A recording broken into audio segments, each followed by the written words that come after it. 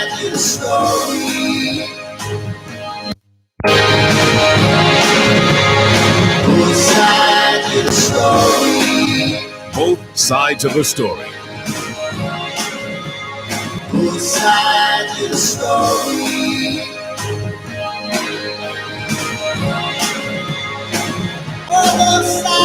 story. Both sides of the story. Both sides of the story. Both sides of the story. Both sides of the story. Both sides of the story. Both sides of the story. Both sides of the story. Knowledge is power. Class is in session. Hour 106. These are the times that try men's souls. The summer soldier and the sunshine patriot will, in this crisis, shrink from the service of their country.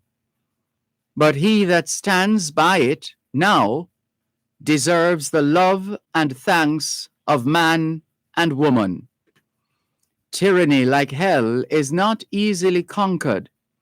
Yet we have this consolation with us, that the harder the conflict, the more glorious the triumph.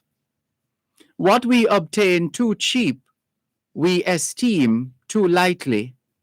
It is dearness only that gives everything its value. Heaven knows how to put a proper price upon its goods, and it would be strange indeed if so celestial an article as freedom should not be highly rated.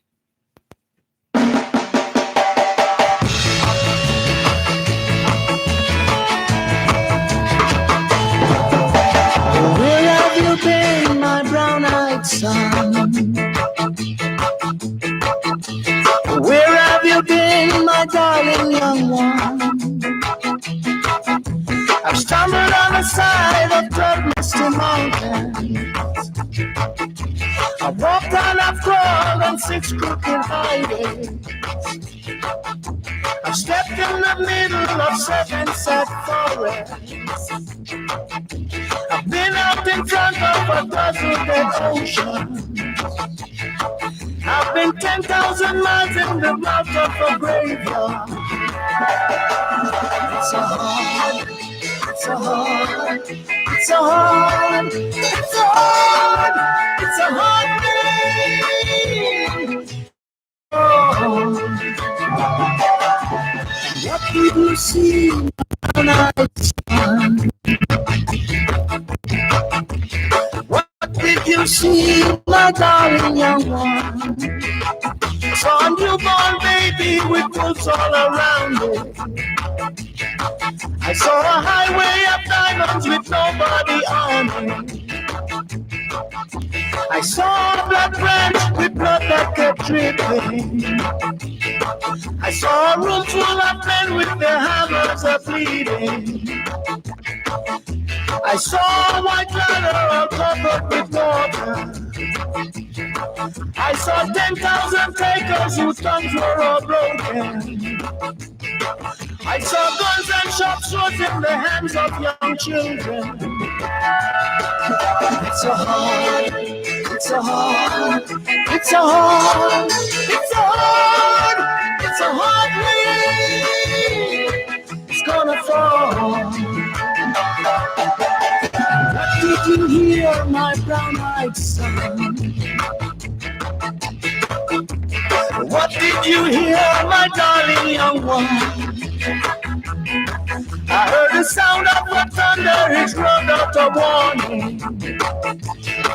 I heard the roar of a wave that could drown the whole world. I heard 100 drummers whose hands were were blazing. I heard 10,000 whispers with nobody listening. I heard one person stop, I heard many people laughing. Heard the song of a poet who died in the gutter. Heard the sound of a clown who cried in the valley. It's a hard, it's a hard, it's a hard, it's a hard, it's a hard rain. It's gonna fall. Who did you meet, my brown-eyed son? Who did you meet, my darling young one? I met a young child beside a dead body. I met a white man who walked up that door.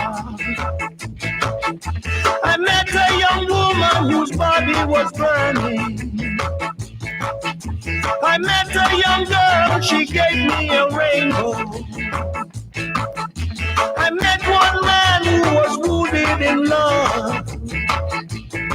I met another man who was wounded with hatred. It's a hard, it's a hard, it's a hard, it's a hard, it's a hard rain. It's gonna fall. Knowledge is power. Class is in session. Power 106. You're listening to Power 106 FM. The time is now 2:15. Our family and friends are a big part of who we are. And when it comes to keeping you connected to them, Grace Kennedy Money Services Western Union makes it safer and easier. Now friends and family overseas can use the Western Union app or westernunion.com to send money directly to your bank account without leaving home. Receive a Western Union money transfer directly into your bank account with a direct-to-bank service. Register online at gkmsonline.com and share your banking details with your sender so you don't have to leave home to collect. Waiting on your receivables, waiting to purchase raw materials to fulfill your next order, waiting to get paid for goods already sold. 60 days, 90 days, invoices way past due. What if you could be insured for up to 85% of your domestic and foreign receivables, so that if you don't get paid on time, your biggest priority, your business, will not have to wait? Trade credit insurance. Insurance worth having. Credit without waiting. Exim Bank. By helping businesses, we save lives and livelihood. The Caribbean Maritime University, an ISO certified institution, offers Bachelor of Science degrees in cruise shipping, logistics, engineering, marine tourism, port management, security administration, and management, among others. For further information, contact them 876-924-8150 or 924-8175 or email info@cmu.edu.jm. Power Talk on Power 106 FM, finding solutions to the challenges we face in a globalized world.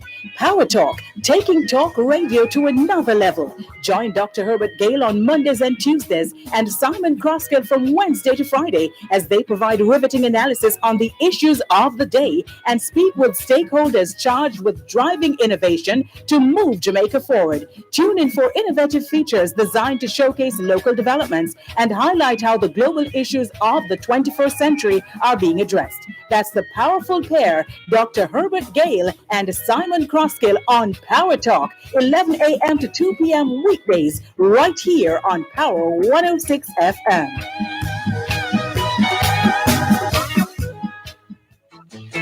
Where have you been, my darling young one? I've stumbled on the side of 12 misty mountains. I've walked and I've crawled on 6 crooked highways. I've stepped in the middle of 7 sad forests. I've been out in front of a dozen dead oceans.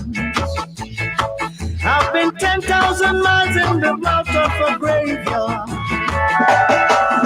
It's a hard, it's a hard, it's It's a hard, it's a hard, it's a hard rain. It's gonna fall. What did you see, my brown-eyed son? What did you see, my darling young one? Saw a newborn baby with wolves all around it.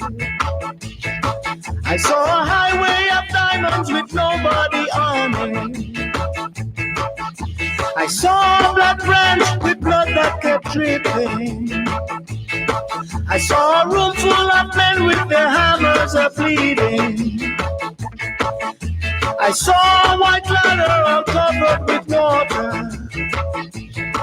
I saw 10,000 takers whose tongues were all broken. I saw guns and sharp swords in the hands of young children. It's a hard, it's a hard, it's a hard, it's a hard, it's a hard rain. It's gonna fall. 2021 to 2030 is the International Decade of Healthy Aging, the International Decade of Ecosystem Restoration, the International Decade of Ocean Science for Sustainable Development, and the Decade of Action for Road Safety.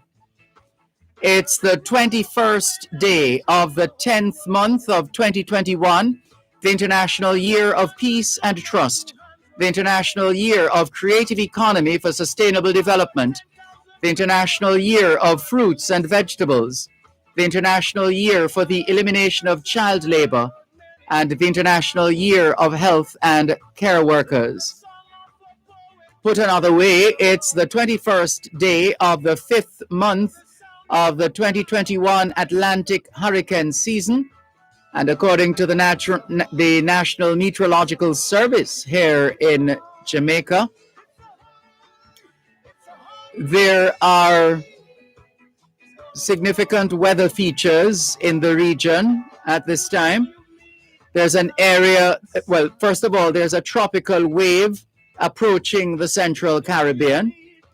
And then there's another tropical wave across the Eastern Caribbean, plus an area of low pressure across Panama. So these have implications for the weather, generally speaking. Now, as far as Jamaica is concerned, we still have a trough sitting over the island. And this trough, and again, when you hear the word trough, remember we're talking about showers, potential showers, thunder showers, clouding, or what some people call bad weather. Everything is relative, but that's the idea of the trough.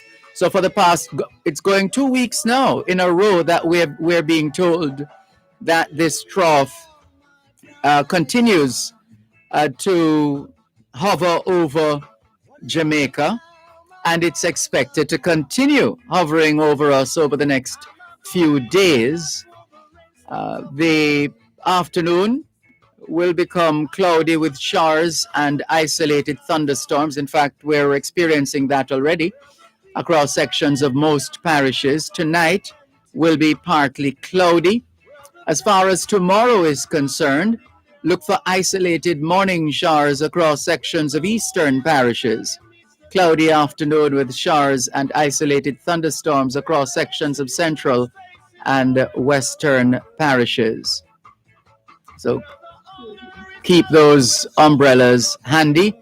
You never know when you will need them.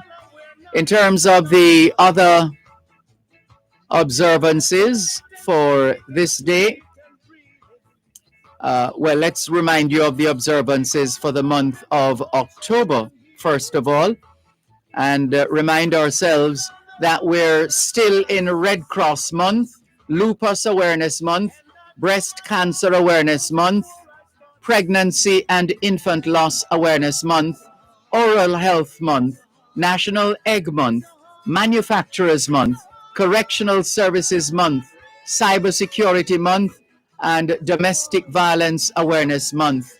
October is also Black History Month in the United Kingdom. And according to the National Library of Jamaica, October is Legal Deposit Month. And this is where the National Library of Jamaica encourages every national publisher in Jamaica to, within 1 month of the publication of any document which he or she publishes in Jamaica, deposit in the legal depository of the National Library the number of copies specified.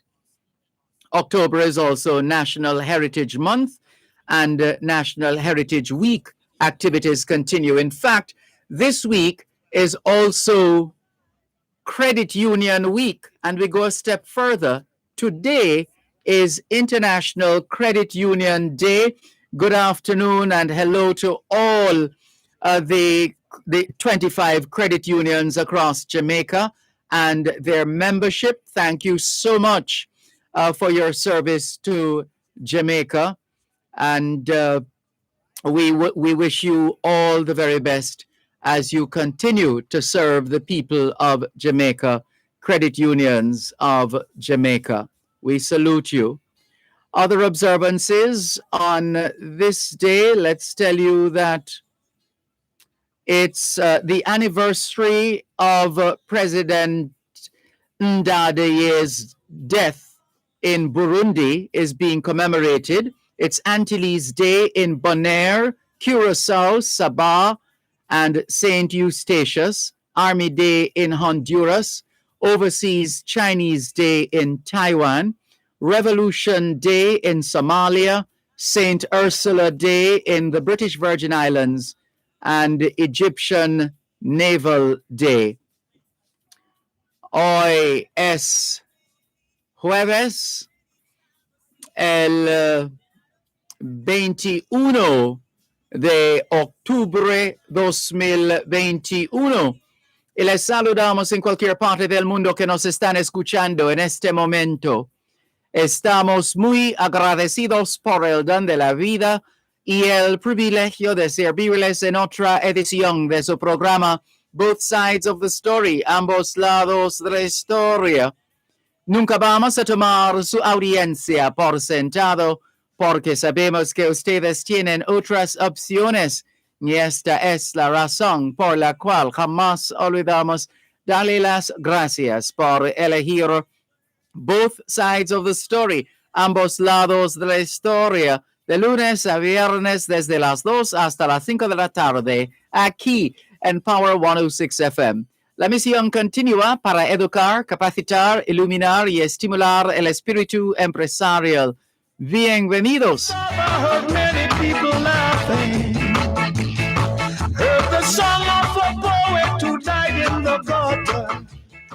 C'est jeudi le 21 octobre 2021 et nous vous saluons tous qui nous écoutez où que vous soyez dans le monde. Nous sommes reconnaissants du don de la vie ainsi que du privilège d'être à votre service par une nouvelle édition de votre programme Both Sides of the Story, le pour et le contre. Nous ne considérons pas votre fidélité comme l'un de soi parce que nous savons que vous avez l'embarras du choix. C'est pourquoi nous n'oublions jamais de vous remercier de choisir d'écouter Both Sides of the Story, le pour et le contre, du lundi au vendredi de 13h à 5h de l'après-midi sur notre antenne Power 106 FM. Nous continuons notre mission d'éduquer, d'habiliter, d'éclairer et d'encourager l'esprit d'entreprise. Bienvenue.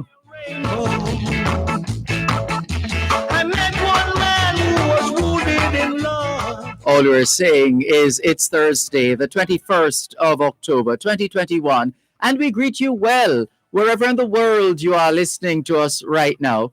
We remain eternally grateful for the gift of life and the privilege to serve you on yet another edition of your program, Both Sides of the Story. We don't ever take your listenership for granted because we know you have choices.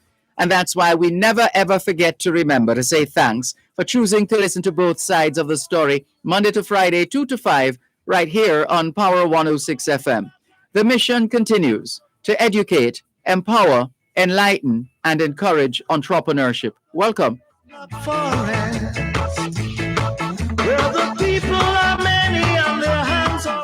Good afternoon to those listening to us on 106.1, 106.3, 106.5, 106.7, and 106.9. From Moran Point to Negril Point, from the Goat Islands to Galena Point. This is Power 106 FM, serving Jamaica and the diaspora. Hello, if you're tuned in via the Gleaner's website, go-jamaica.com. Subscribers to onespotmedia.com also have access to both sides of the story in particular and Power 106 FM in general. Greetings if you've dialed a designated number to listen to Power 106 FM from the United States or the United Kingdom. Those in the United States who wish to dial a number to listen to Power 106 FM can call 631-359-8281. 631-359-8281. And those in the United Kingdom who wish to dial a number to listen to Power 106 FM can call 0330-606-0953, 0330-606-0953. We're streaming live video on the Dervan Malcolm Facebook page and affiliated pages. If you're not there yet, log on to Facebook. In the search box atop the page, type Dervan Malcolm, and you too will be able to not just hear but see what's happening in the studios of Power 106 FM. We recognize that not all of you have a Facebook account, and so that's why we have made provisions with YouTube. We'll tell you more about that in just a moment.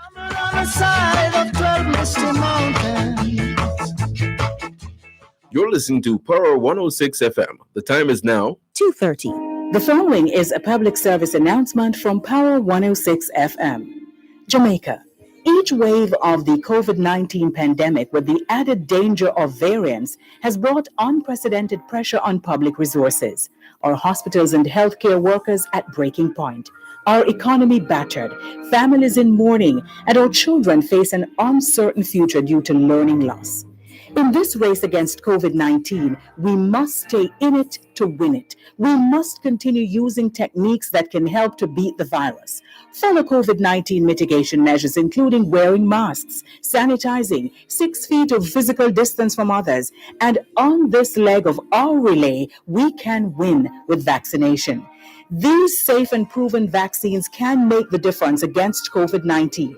And now that vaccines are in supply, let's get vaccinated so we can get back on track and keep winning.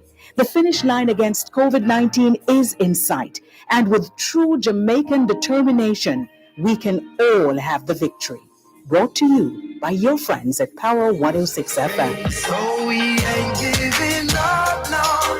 We put up a fight. We got to be ready. Cause stock's getting traded. Just said, don't you worry, my darling young one. I've stumbled on the side of 12 misty mountains. I've walked and I've crawled. We were saying before the break that you can always go to YouTube if you don't have a Facebook account. There is the Dervan Malcolm YouTube channel. All you need is a smart device or a not so smart device, a tablet computer or a laptop, a desktop, otherwise known as a PC, a personal computer, any one of those. And then you need internet connection. Make sure you have internet service. And then you should have a browser on your device, like Google Chrome, Bing, Safari, any one of those. And in the browser type, well, if you're doing that now, you should see this video trending. If you're not seeing it, then in the YouTube search box, type Dervan Malcolm, and you'll be able to find us on YouTube, and you'll be able to watch both sides of the story here on Power 106 FM. What's on your mind this afternoon? Looking forward to your usual participation. The numbers to call 876-922-4112-5.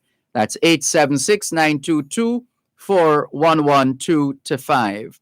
The text line is the same as the WhatsApp number, which means you can not only send us your text messages, your WhatsApp messages, your voice notes, but you can also call us via WhatsApp. In fact, you can call us direct or call direct. That's eight. Well, it's the same one number that can do all of those things. 876, or that can accommodate all those options. 876 365 3346. 876 365 3346. And so let's keep it going. So thank you very much for joining us. Good afternoon to KR on YouTube. KR says, good afternoon, Mr. Malcolm. To you too, KR. Leotine Bryan, also on YouTube, says, this is the day that the Lord hath made. Let us rejoice and be glad in him. Good afternoon, Dervan and listeners. To you too, Leotine Bryan. Cherry Henry has joined us. Hello, Miss Cherry. How are you? She says, good afternoon to Dervan and listeners. Thank you, Cherry Henry. Margaret Osborne Lemmy, good afternoon. Thanks for joining us. Ricardo in Glengoff, St. Catherine, you're tuned in. Welcome. And Velta Wilson in St. Thomas, good afternoon. And thank you for joining us here on your program, Both Sides of the Story, Power 106 FM, on this International Credit Union Day. Let's see if there are other messages we need to take note of. We missed a few calls from, this is Claudette Delahaye in Detroit, Michigan, following up on the situation with the Jamaican shipping her particulars from the Cayman Islands, her furniture, clothing, etc., from the Cayman Islands to Jamaica, and haven't been able to reach. What is this?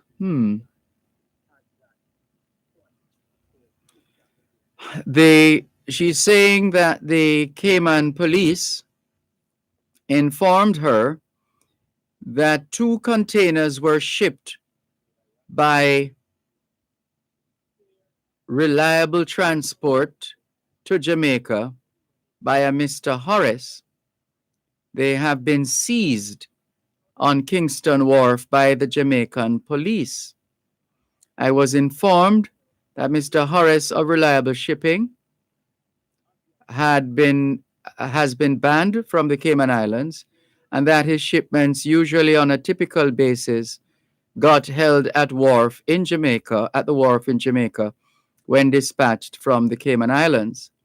Cayman Central Police are advising that any Jamaican who has done business with Mr. Horace must go to the police with their pertinent documentation of invoices and take it from there, as it is an ongoing investigation. And this is from Claudette Delahaye of the Caribbean Financial Network News in Detroit, Michigan. She's Jamaican and one of the regular listeners to this program. Some following up needs to be done there. And we're also seeing a couple of voice notes from the Jamaican woman who has been having difficulties getting her items, which were supposedly shipped from the Cayman Islands to Jamaica. We will listen to those voice notes off air to find out what's the latest. And let's see, what else are we missing? That's that. Miss Olive had sent us a message yesterday. Good day, Dervan. What if it's the wrong what, Miss Olive? Jamaicans are like green lizard. You'll have to help us some more with that, Miss Olive. Thank you for your message nonetheless. And also some other, we're just trying to go through them as quickly as possible, identifying those that are pertinent to the program. And We see Miss Needham calling us as well on WhatsApp. The WhatsApp line, as we told you at the start, same as the text line, 876 365 3346. Let's hear what Miss Needham is saying. Good afternoon, Miss Needham. Go ahead, please. Mr. Malcolm, happy birthday to you. Thank you very much, although it was, yes. I never know it was your birthday. If I did know, I would call him. You're being distracted by the radio. You still have your radio going in the background there? We have to turn off the radio. Yes, Mr. Malcolm, I never know it was your birthday because we would come and have Miss Olive cook and Rascava and sing happy birthday for you and some more of your fans. Next time you must tell us in time. I didn't know. Sorry to hear you didn't know, but you can mark the date from now on, 13th of October. Okay, so Rascava will cook and Miss Olive will set the table and I will wash up the dishes because I'm not a great cook. I thought you were going to say you would do the eating.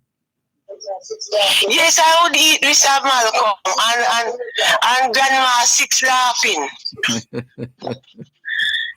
And then I would tell you that I love to hear when you laugh, Mr. Malcolm, and take care. You're very handsome. Oh, you're very kind. Thank you very much, Miss Needham. All the best. Okay, Mr. Malcolm. All right, take care. This is your program, Both Sides of the Story, Power 106 FM, still streaming live on the Gleaners website, go-jamaica.com, live on your smart devices all over the world.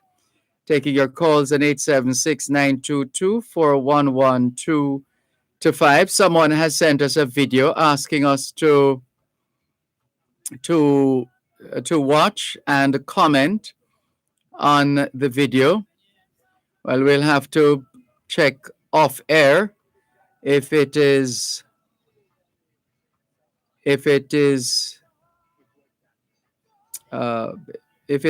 the necessary the built-in checks and balances which would make it appropriate or fit for airplay. How about that? Yes, let's see how that goes. And there's so many voice notes. Here's another one, but again we have to listen to that voice note off air to see if we can play the voice note. Right, I think we have gone through all our messages. Some of them from yesterday, have we? Hold on. Yeah, for the time being, that's where we are. Keep those messages coming in. The text line, same as the WhatsApp number, 876-365-3346. 876-365-3346. Good afternoon to, who is this now? Wayne Golding Sr., CD, JD, who is somewhere in Central Florida, Orlando, to be more precise. He says, greetings, Sir Malcolm, peace and love to all Jamaicans at home and abroad. Let's stay on the positives. Thank you, Wayne Golding, for your message. All the best. Jeannie Chambers, good afternoon to you too. Thanks for tuning in. Nicola in Mandeville, Manchester, welcome. Gray Shim, good afternoon to you too. Gray Shim says, greetings from the sunny west coast of Florida. Not many active cults on the sun coast here. Looking for the Ark. And we know where that is coming from. Thank you very much for your message, Gray Shim in Florida, more precisely, as she says, the sunny west coast of Florida. Thank you very much. Hello to David Cowan. Good afternoon to you, David. Errol Townsend, good afternoon to you as well. They're both on YouTube right now. Thank you very much for joining us on YouTube. Here are a couple of history nuggets for you. George William Gordon. On this day in 1865, George William Gordon was tried by court martial and charged with inciting and advising the insurgents and arraigned on the charge of high treason against Her Majesty the Queen. George William Gordon was found guilty and sentenced to be hanged. Another 18 men were also hanged in front of the burnt out Morant Bay Courthouse in St. Thomas after being accused of being involved in the riot in Morant Bay on October 11, 1865, and found guilty by a military court. 18 were hanged the previous day, 1 man 2 days before, and 4 men and a woman on the 14th of October. Those are some of the things our people had to endure. That was 1865. Let's look at 1911. Norman Manley at center forward, scored 5 of the 7 winning goals scored by Jamaica College in their Olivier Shield football match against St. George's College on this day in 1911. St. George's College failed to score. The Jamaica College defense had practically nothing to do as the ball was kicked off from their own goal once during the match. Knowledge is power. Class is in session. Power 106. You're listening to Power 106 FM. The time is now 2:45. Treat yourself to famous Jamaican jerk dishes at Sweetwood Jerk Joint. Succulent pork, chicken, and lamb, served with mouth-watering side dishes. Hellshire-style seafood. Fridays and Saturdays. Call 876-906-4854 or visit 78 Knatsford Boulevard, New Kingston. In a secured environment across from Emancipation Park. All COVID-19 protocols observed. Sweetwood Jerk Joint, the home of Jamaican jerk. The National Council for Senior Citizens will host the National Senior Awards Ceremony this Thursday, October 21, under the theme Recovering with Resilience. Join Power 106 FM from 11 a.m. to 1 p.m. for a live broadcast from the event during Power Talk with Simon Crosskill. This broadcast is brought to you by the National Council for Senior Citizens, an agency of the Ministry of Labor and Social Security. Power Talk on Power 106 FM, finding solutions to the challenges we face in a globalized world. Power Talk, taking talk radio to another level. Join Dr. Herbert Gale on Mondays and Tuesdays and Simon Crosskill from Wednesday to Friday as they provide riveting analysis on the issues of the day and speak with stakeholders charged with driving innovation to move Jamaica forward. Tune in for innovative features designed to showcase local developments and highlight how the global issues of the 21st century are being addressed. That's the powerful pair, Dr. Herbert Gale and Simon Crosskill on Power Talk, 11 a.m. to 2 p.m. weekdays, right here on Power 106 FM.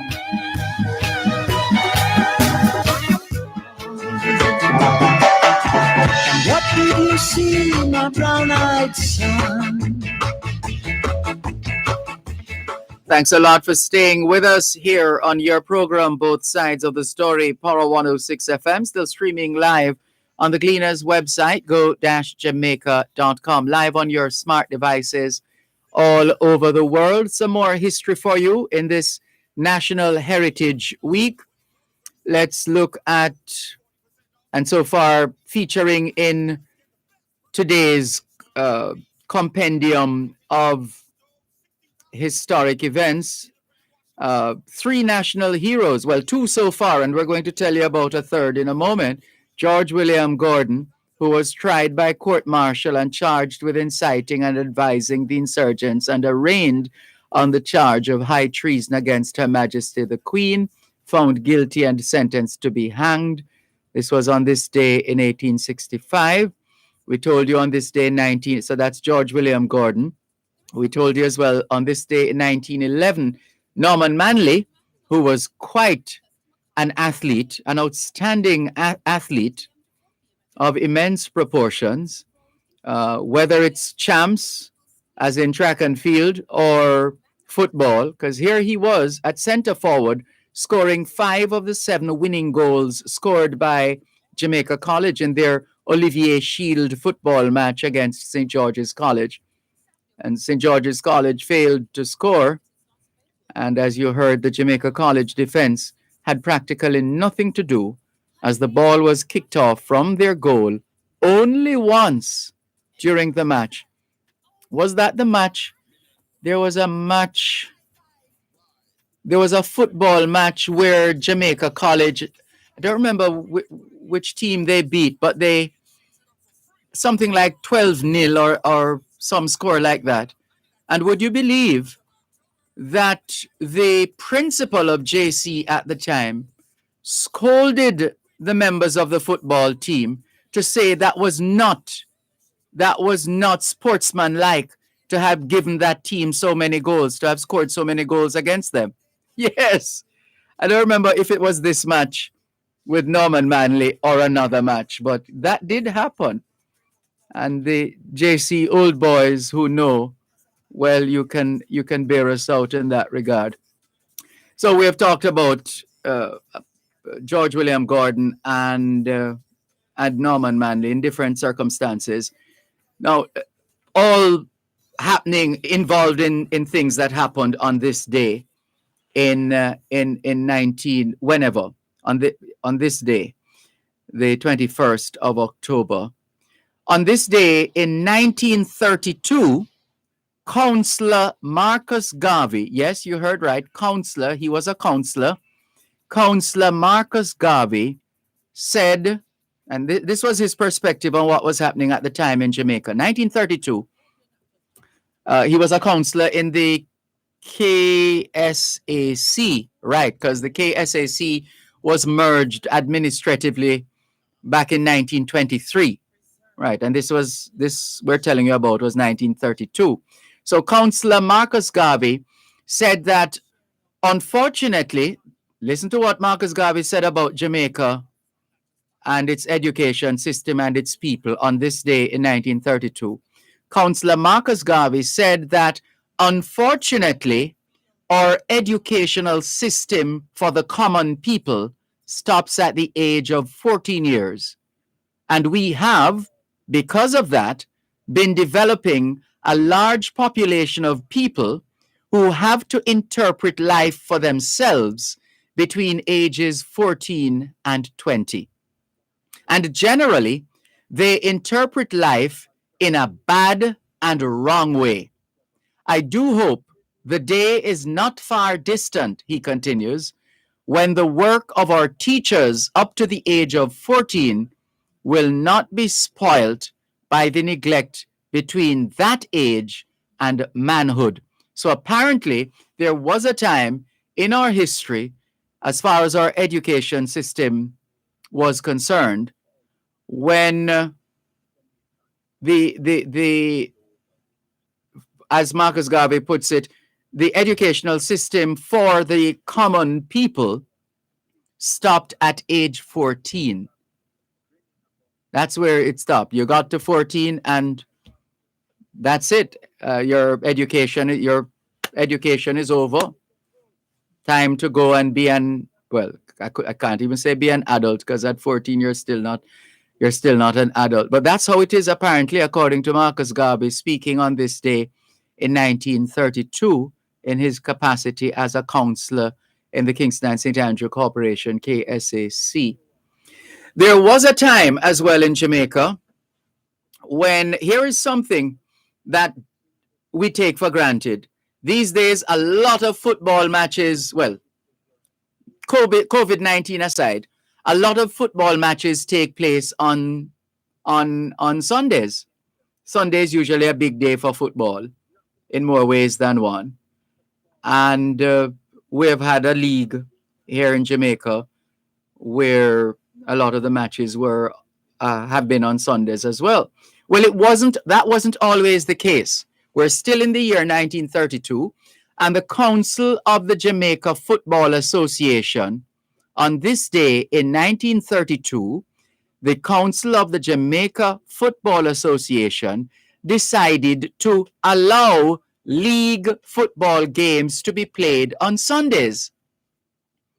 So those of us who take playing football on a Sunday for granted, there was a time in this country when the playing of football on a Sunday was unheard of. Unheard of. But on this day in 1932, the Council of the Jamaica Football Association decided to allow league football games to be played on Sundays, starting on Sunday, October 23, 1932.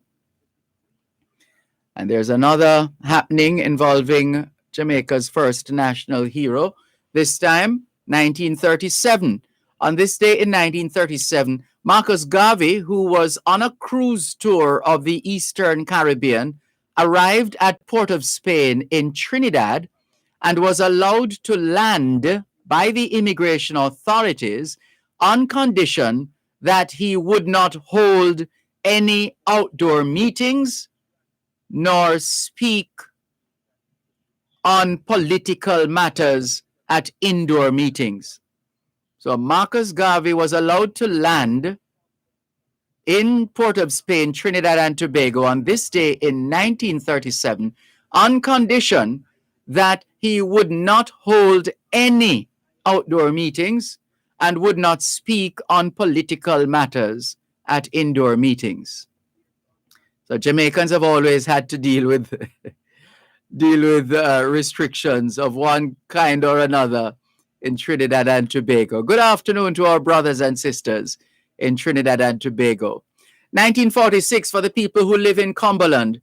1946, Cumberland Pen, situated in St. Catherine and owned jointly by Mrs. Phyllis Mollison and other members of the Verley family, Verley, was purchased by Crum Ewing, Crumewing, proprietor of Caymanas Estates, for £70,000.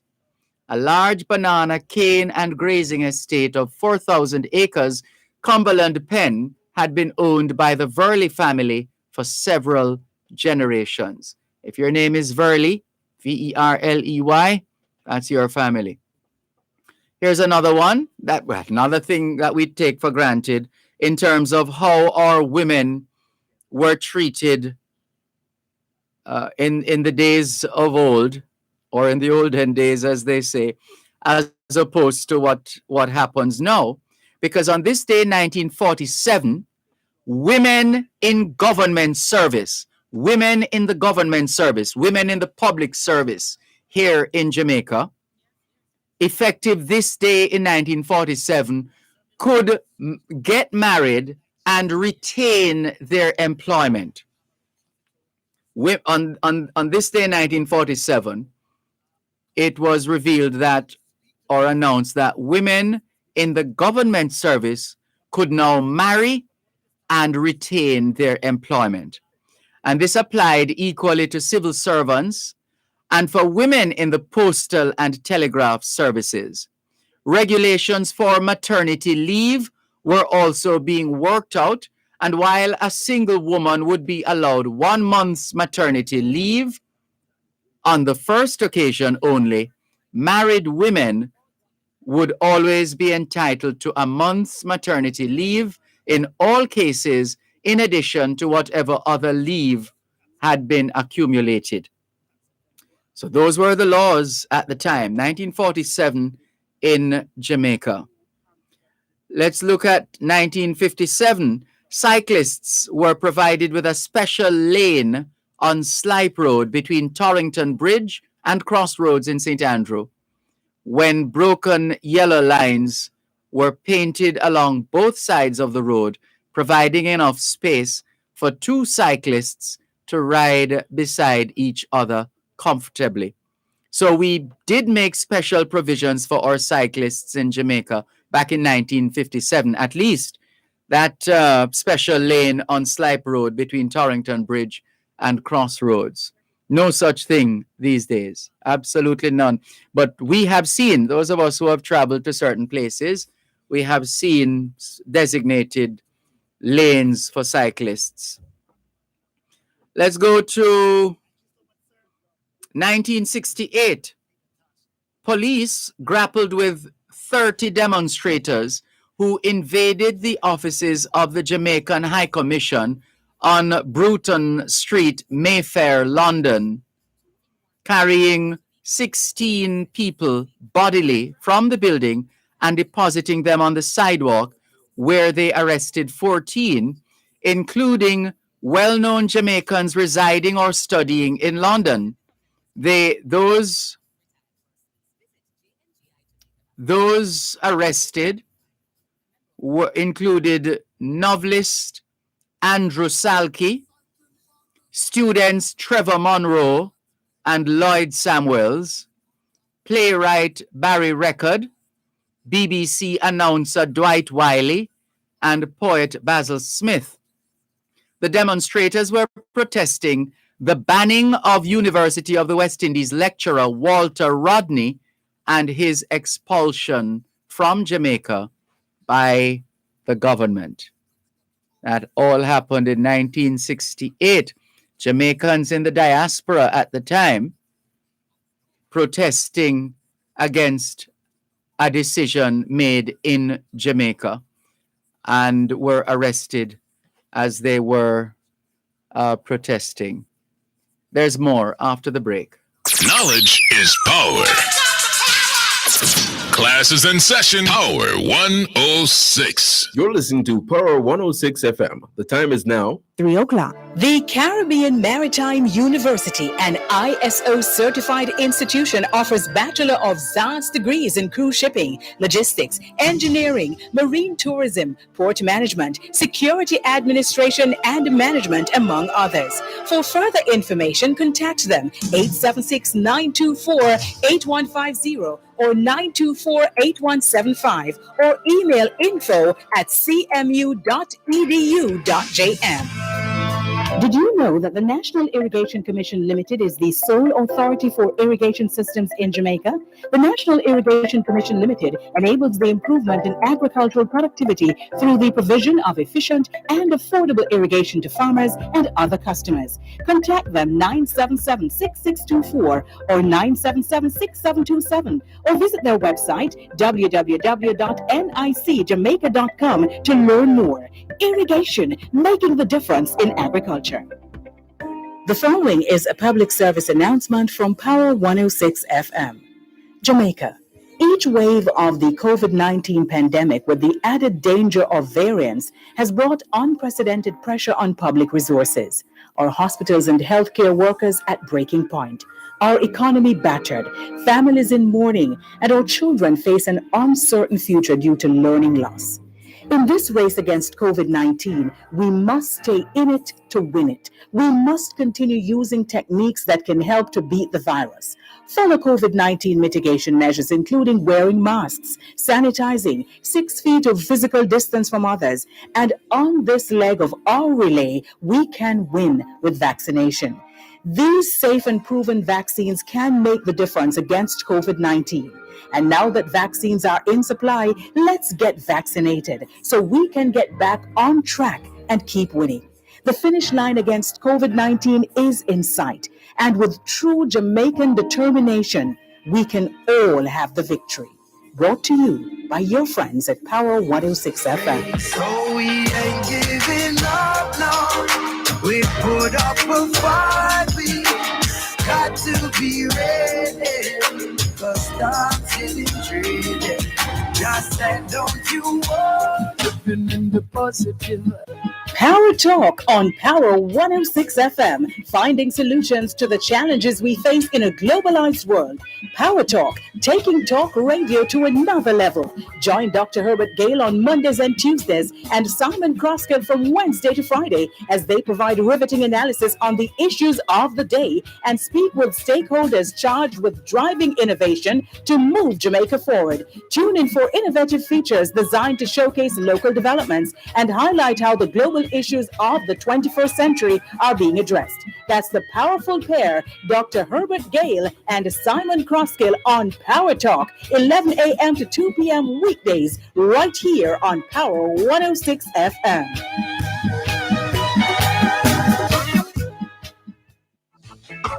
Where the home in the valley meets the doctor. Thanks a lot for staying with us here on your program, Both Sides of the Story, Power 106 FM, still streaming live on the Gleaners website, go-jamaica.com.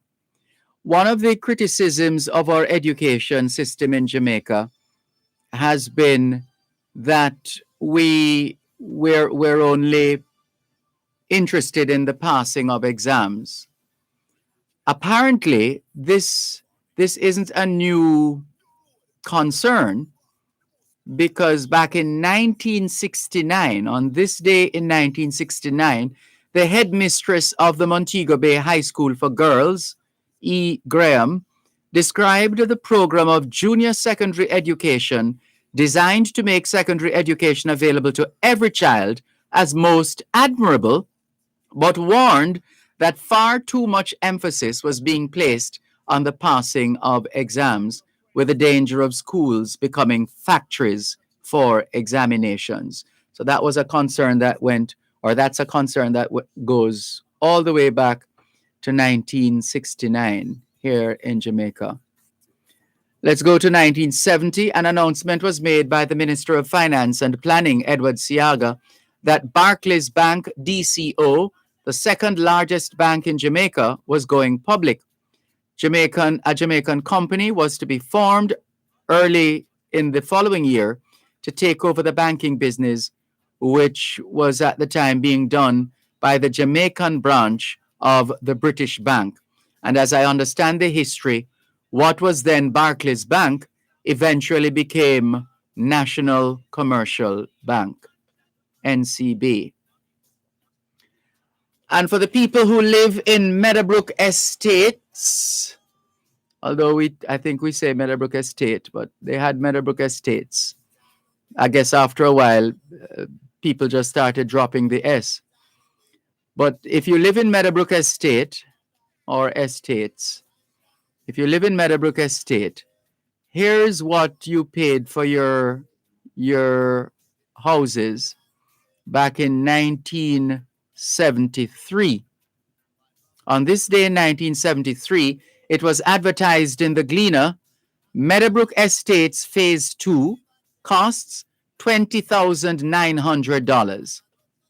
So you paid $20,900, twice the price it was worth, we're told.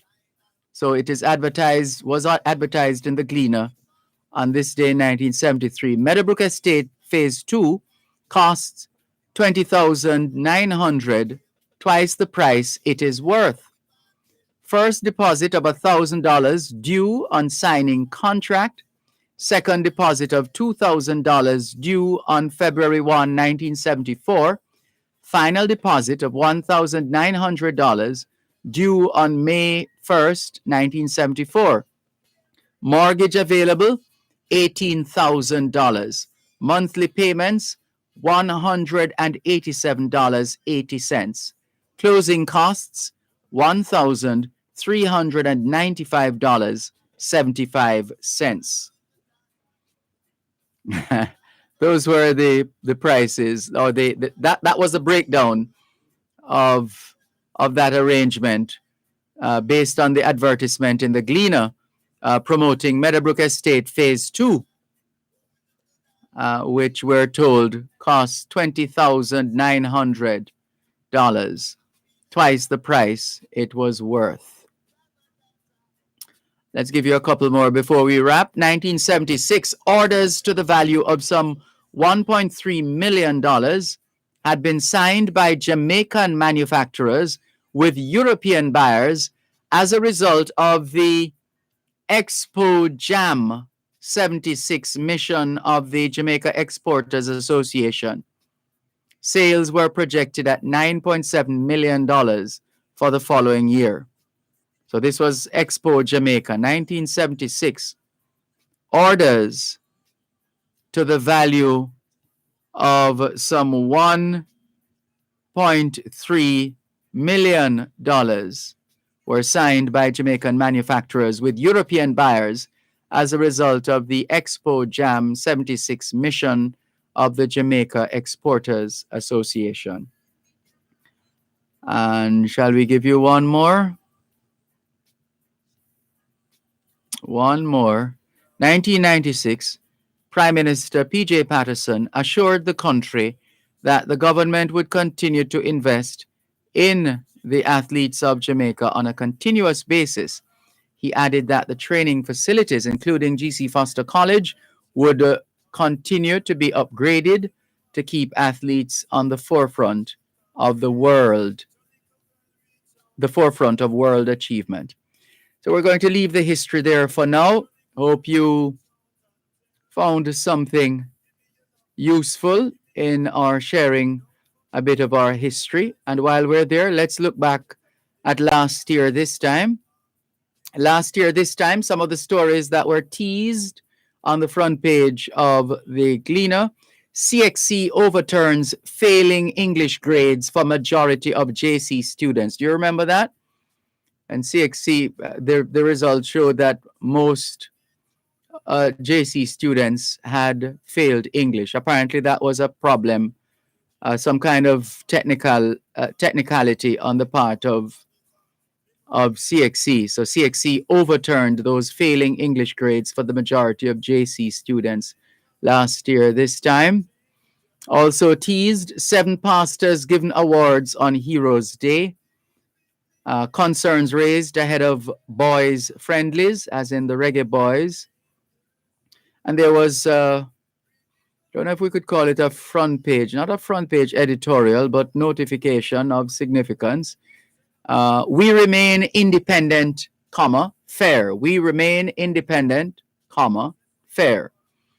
On Tuesday, October 20, the board, this was last year this time, October 20, 2020. On Tuesday, October 20, the Board of Radio Jamaica Limited, the parent company of the entities in the RGR Gleaner Communications Group, met and discussed public discourse surrounding Chairman Joseph Matalon's endorsement of Mark Golding in the contest for leadership of the People's National Party, PNP. Prior to recusing himself from the meeting, Matalon advised the board that he was giving support to a friend and colleague of more than 30 years and would have done so irrespective of the political party he was involved with. He made it clear he was not representing the RGR Gleaner Group and he was not endorsing a political party. The board deliberated on the matter and agreed that Matalon, as a non-executive chairman, was clearly speaking in a personal or business capacity.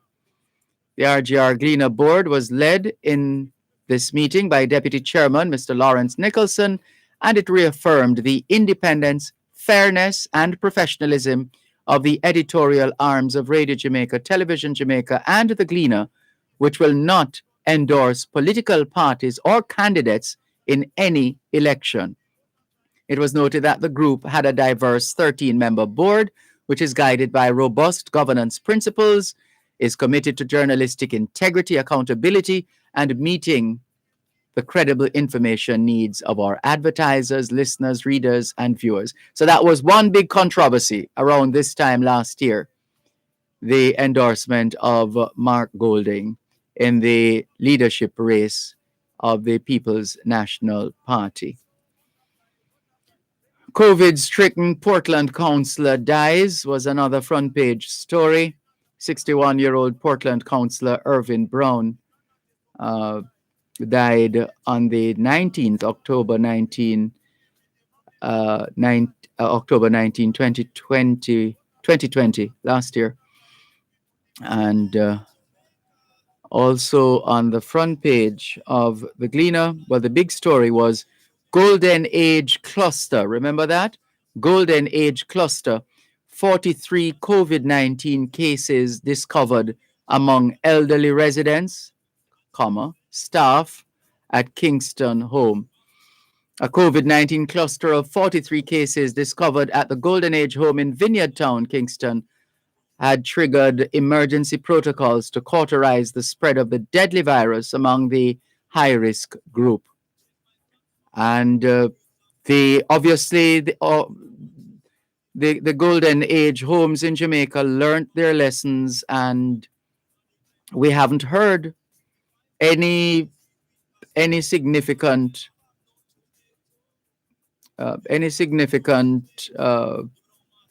spread. Since that time. So well done to them for learning and taking the steps necessary to protect those in their care and indeed themselves. Also making the front page of the Gleaner last year this time, Hannah bags big endorsements in PNP race.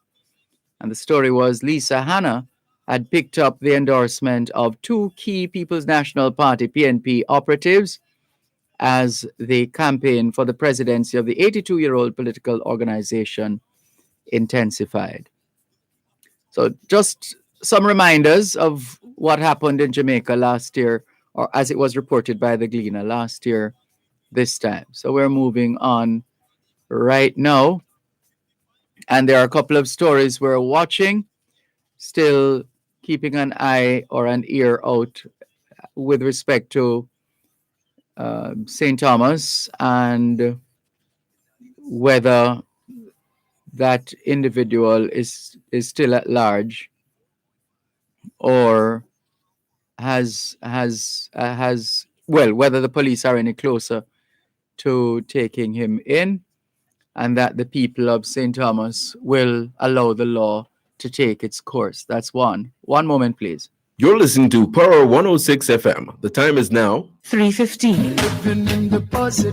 The National Council for Senior Citizens will host the National Senior Awards Ceremony this Thursday, October 21, under the theme Recovering with Resilience. Join Power 106 FM from 11 a.m. to 1 p.m. for a live broadcast from the event during Power Talk with Simon Crosskill. This broadcast is brought to you by the National Council for Senior Citizens, an agency of the Ministry of Labor and Social Security. Where the people are many and their hands are all empty. Where the pellets of poison are flooding their waters. Where the home in the valley meets the damp, dirty prison. Where the executioner's face is always well hidden.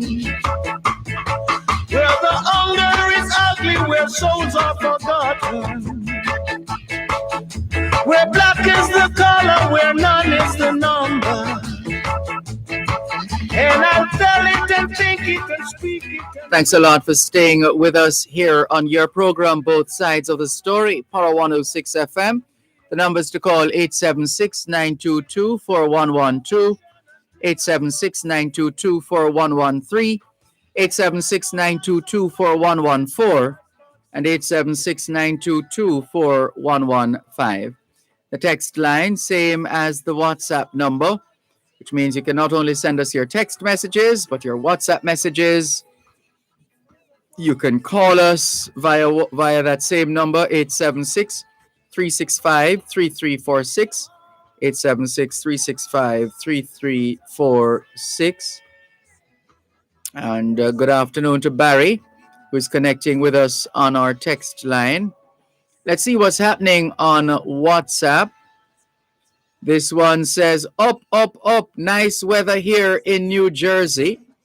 Well, continue to enjoy the nice weather in New Jersey. All the best. And who is this now? Miss Olive is calling us. I wonder what she's up to this afternoon. Miss Olive, good afternoon. Well, I mean, understand how you just turned detective for my life, so you know. You take everybody else call and investigate. As soon as you hear my voice, you're ready to investigate. What's your problem? You are different. You are special. You are very special. Oh God! You know that song by Eddie Fitzroy? Special, special, come on, Princess Black. All right, we don't want too much rainfall on the island. Some can come to Portmore, but make it stop there. Because we get a little bit of rain when everybody else get too much. Yes, because you're in the Sunshine City. Oh, please. Which will soon become Jamaica's 15th parish. Oh, God. I don't know. I don't think I'm looking forward to that because I will be problem. A whole heap of problem that night. I'm not too anxious for that. Anyway, let me not distract you further.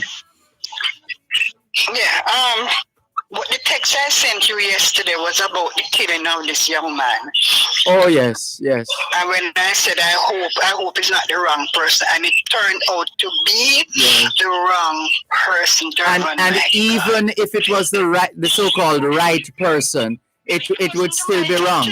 Exactly. It would still be wrong. Mm-hmm. Oh, listen, I was listening to the Emily today. Emily, I think it was Emily. Yes. And she was talking. I think she was talking to, or it was yesterday's program with Jackson Miller. Was talking to the brother or the father of the guy, and him say, "Oh, none can believe because his son is not no wrongdoer, not no guy work in a genuine company." And him just kill him so my head hurt me when we hear the news. It's one of the reasons. It's one of the reasons I always like to say on this program: be careful that we don't become those who we condemn. Be careful that we don't become those who we condemn. Because look at it now: condemning the individual involved or suspected to have abducted the two girls in St. Thomas. And look at who some of them have become. And it's sad because some of them, no doubt, were involved in the search for the girls in St. Thomas. And they have now, some of them have become murderers. That's what they have become. That is what it boils down to, murderers. Yeah. Hello? Yes. Oh, I thought the call dropped. I think your radio is still very loud in the background there somewhere, Miss Olive. Okay, sorry about I thought I had turned it off. All right, quickly now. I have a cousin living in the Cayman Islands, and I called her to find out about this reliable shipping company, if there's such a company. Yes. And she said she knew of a reliable cleaning. Yes, that's what we were told yesterday by. Not a shipping. Yeah. We were told that yesterday by a Caymanian. A Caymanian told us that yesterday. Same thing that you're telling us now. Yes, you're right. Yes. I just called her a while ago. So I couldn't hold her because she was at work. Yes. So I was telling her that the news, that the latest thing, was it you who mentioned that the wholesome man or the other? With wholesome, no, it's some container at the wharf. Yes. Two containers at the wharf. Yes. So was there somebody's name? Somebody's name. Who the two containers were shipped to? Apparently, it wasn't an established company with, for example, let's say a warehouse or anything like that. This is an individual who took it upon himself to offer to ship people's goods from Cayman to Jamaica. But the message we read earlier on was from Claudette Delahaye in Detroit, Michigan, who took it upon herself to call the police in the Cayman Islands. And she was reporting to us that the Cayman Islands police informed her that 2 containers were shipped by Reliable Transport to Jamaica, she said, by Mr. Horace. That's all they have on him. My cousin asked me for the person. That's just Mr. Horace. Yes, you know, Mr. if it's Horace. a first name or a last name. Exactly, that's all we have. You don't know. Because she said, must get the name of the man. Yes. This is not telling you much because what if I've arrested about? Oh boy. Yeah. I'm telling you, when it's not one damn thing's another Dervan. Jesus. What else can we bear? What else can Jamaica bear? Eh? Jesus. I don't know. This Montego Bay thing, and I mean, just get by everybody now. I don't even want to go there, believe me. And the problem, is that a lot of people putting all the churches now under the one umbrella. But as I've told that you is before, to be expected. Church, yeah, but I've told you before, the church, I go to any money that they collect, it is accounted for. It is accounted for at the end of each year. The accountant come before the congregation and say what the money is used for: scholarships, book programs, dental program for children going back to school, dental, eat everything. We take care of our young people and people in the Portmore, close to the Portmore community where our church is. They have the classes and things like that. So we know what we do. So when these other people come and do foolishness now, it look bad on everybody. It looked bad on everybody, and I mean, and then I was hearing about this other one now where they married young children. I don't know how true that is, Miss name. Well, if you don't know how true that is, just leave that there. She called Emily. And was telling Emily, was cussing about the same Montego Bay thing, and say there's another place there, this man right next door to this one here, so where the man married young children. I am not surprised about that one, because it happened overseas. It happened overseas. There's an organization from Pennsylvania, one of them places where father don't know, children don't know who is them brother from them father, because it's a whole one grand mix up. And them dress a certain way, them don't mix with nobody. And you must have heard about that organization in, I think it's Pennsylvania. But them dress a certain way, and them don't mix with nobody. Them just into like a gated community, like that kind of thing. Yeah. So this is not new, but I never expect this to come to Jamaica, believe me. But it's not the first time though. I keep recounting the situation at Mountain. There was one at Mountain View Avenue where they were preparing for some flood or another. And yeah. So it's not the first time at all. What else, my God? Turner, we just have to keep praying. That's the best we can do. Just keep praying and hoping that things change. Because this, as my son would say, this is the end time, so we have to just look up. And I can understand that. So anyway, my friend, listen to me now. This lady talking about me must cook. Me and but I was dying with laughing when I hear her say me must cook and Rascava must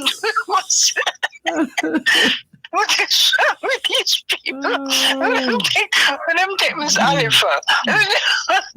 Not that I wouldn't cook for Dervan, please, because I love to cook.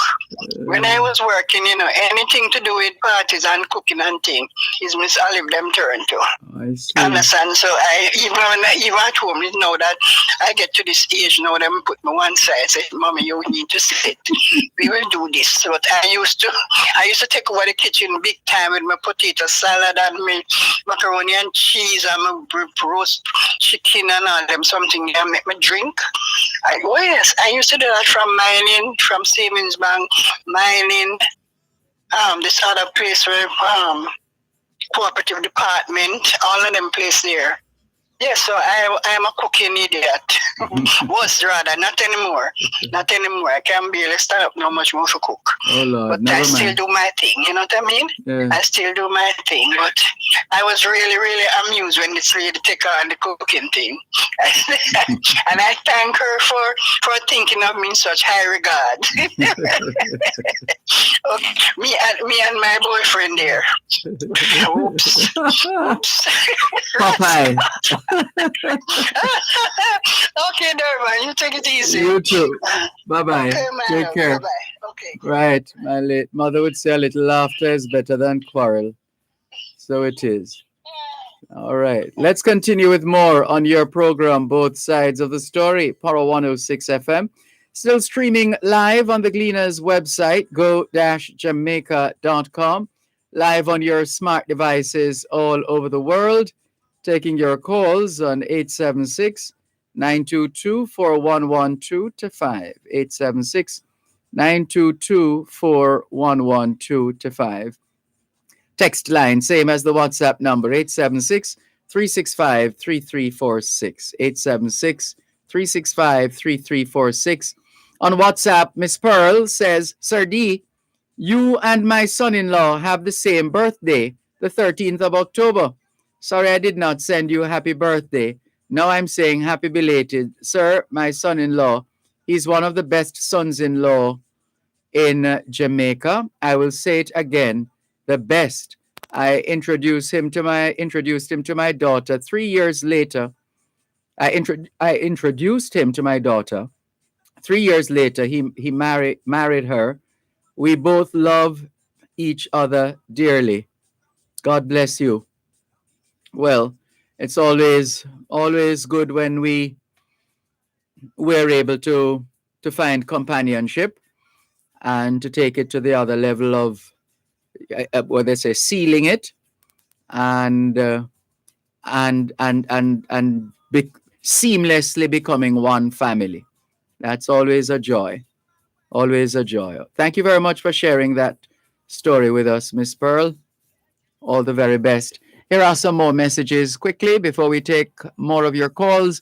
Grace Shim says, oops, look at the time. What time is? No, we have to take the break. We have a scheduled discussion coming up, and then we'll get back to more of your calls and messages. You contribute directly to Jamaica's national development when you pay your customs duties. Let's all do our part in keeping the wheels of our economy turning. The time by the Jamaica Customs Agency is 3:30. The following is a public service announcement from Power 106 FM. Jamaica. Each wave of the COVID-19 pandemic, with the added danger of variants, has brought unprecedented pressure on public resources. Our hospitals and healthcare workers at breaking point. Our economy battered, families in mourning, and our children face an uncertain future due to learning loss. In this race against COVID-19, we must stay in it to win it. We must continue using techniques that can help to beat the virus. Follow COVID-19 mitigation measures, including wearing masks, sanitizing, 6 feet of physical distance from others. And on this leg of our relay, we can win with vaccination. These safe and proven vaccines can make the difference against COVID-19. And now that vaccines are in supply, let's get vaccinated so we can get back on track and keep winning. The finish line against COVID-19 is in sight. And with true Jamaican determination, we can all have the victory. Brought to you by your friends at Power 106 FM. So we ain't giving up, no. We put up a fight, we got to be ready. The stock's getting traded. Just said, don't you worry, living in the positive. Power Talk on Power 106 FM, finding solutions to the challenges we face in a globalized world. Power Talk, taking talk radio to another level. Join Dr. Herbert Gale on Mondays and Tuesdays and Simon Croskell from Wednesday to Friday as they provide riveting analysis on the issues of the day and speak with stakeholders charged with driving innovation to move Jamaica forward. Tune in for innovative features designed to showcase local developments and highlight how the global issues of the 21st century are being addressed. That's the powerful pair, Dr. Herbert Gale and Simon Croskell on Power Talk, 11 a.m. to 2 p.m. weekdays, right here on Power 106 FM.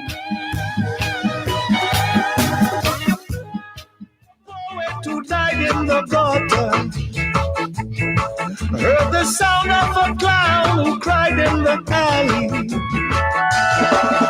It's a hard, it's a hard, it's a hard, it's a hard, it's a hard.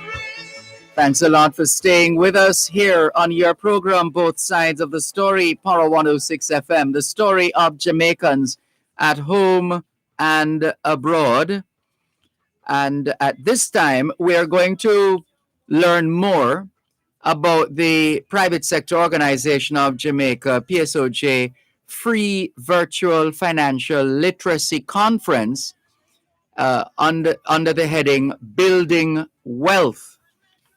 And we're joined by Chief Project Officer for the PSOJ Access to Finance Project and conference host, Ms. Rochelle Cameron. Good afternoon, Rochelle Cameron. How are you?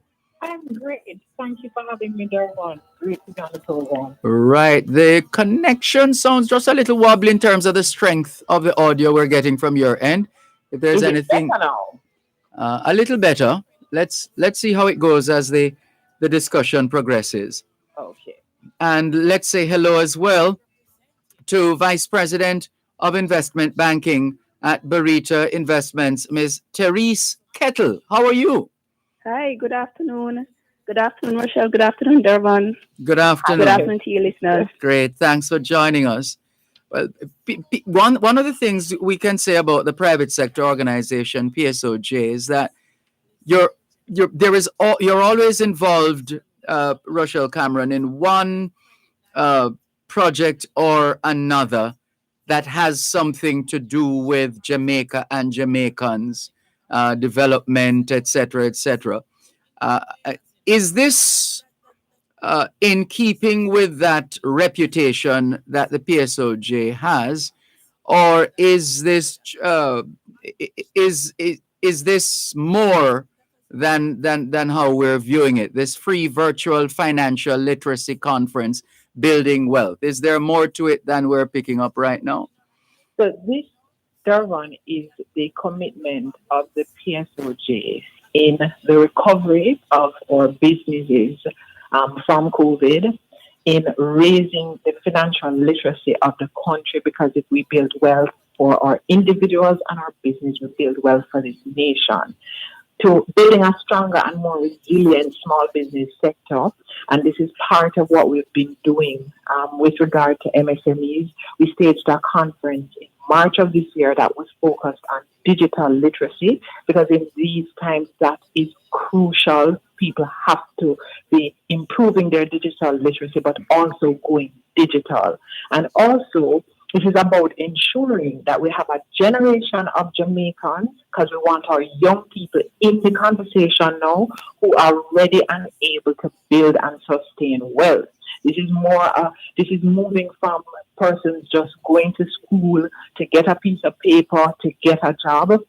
This is about us ensuring that we're building wealth. We understand how to make, keep, and grow wealth, which would result in better business decisions, better businesses, and growth for this nation. So this is a commitment of the PSOJ, and we've been able to do this because of the commitment of sponsors such as Barita, who understand that we have to empower our people. We have to be able to talk those numbers, understand the figures, and move from this conversation that we don't understand the maths, we don't understand this. No, we want our people to understand in simple language how to run their businesses, how to grow and sustain their businesses, and even more importantly, how to start that in their personal lives with their children. We're able to do this free too because of the commitment of PSOJ members such as NCP Group, JMMB, Digicel, RJR, Barita, GK Capital, the BOJ, Proven, Mayberry, and Exim. So this is part of the commitment of driving this nation forward through the involvement of the private sector. And it's a natural fit, Therese Kettle, isn't it, for Barita Investments? Man, you're so visible. You're all over the place, and you seem to have grown in significant ways. You've also found ways to connect with people, to hold their attention to the point where they keep coming back for more, and they're telling their friends and everybody else.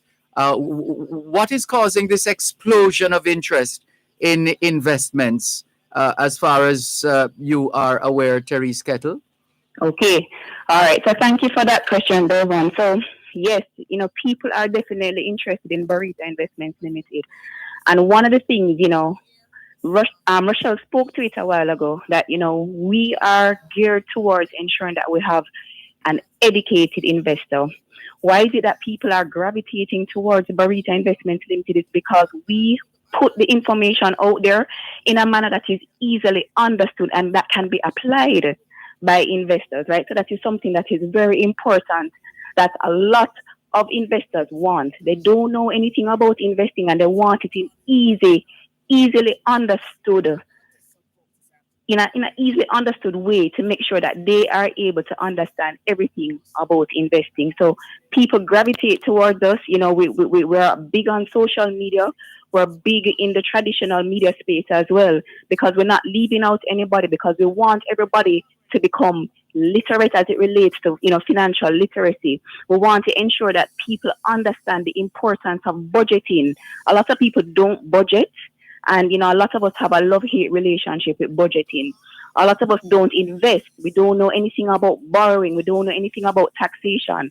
And that in and of itself has an impact on our own financial management, our personal financial management, and our business financial management. So that's one of the things that Barita is very big on, ensuring that people understand what it is that they need to do and what it is that they need to do in their company to grow wealth.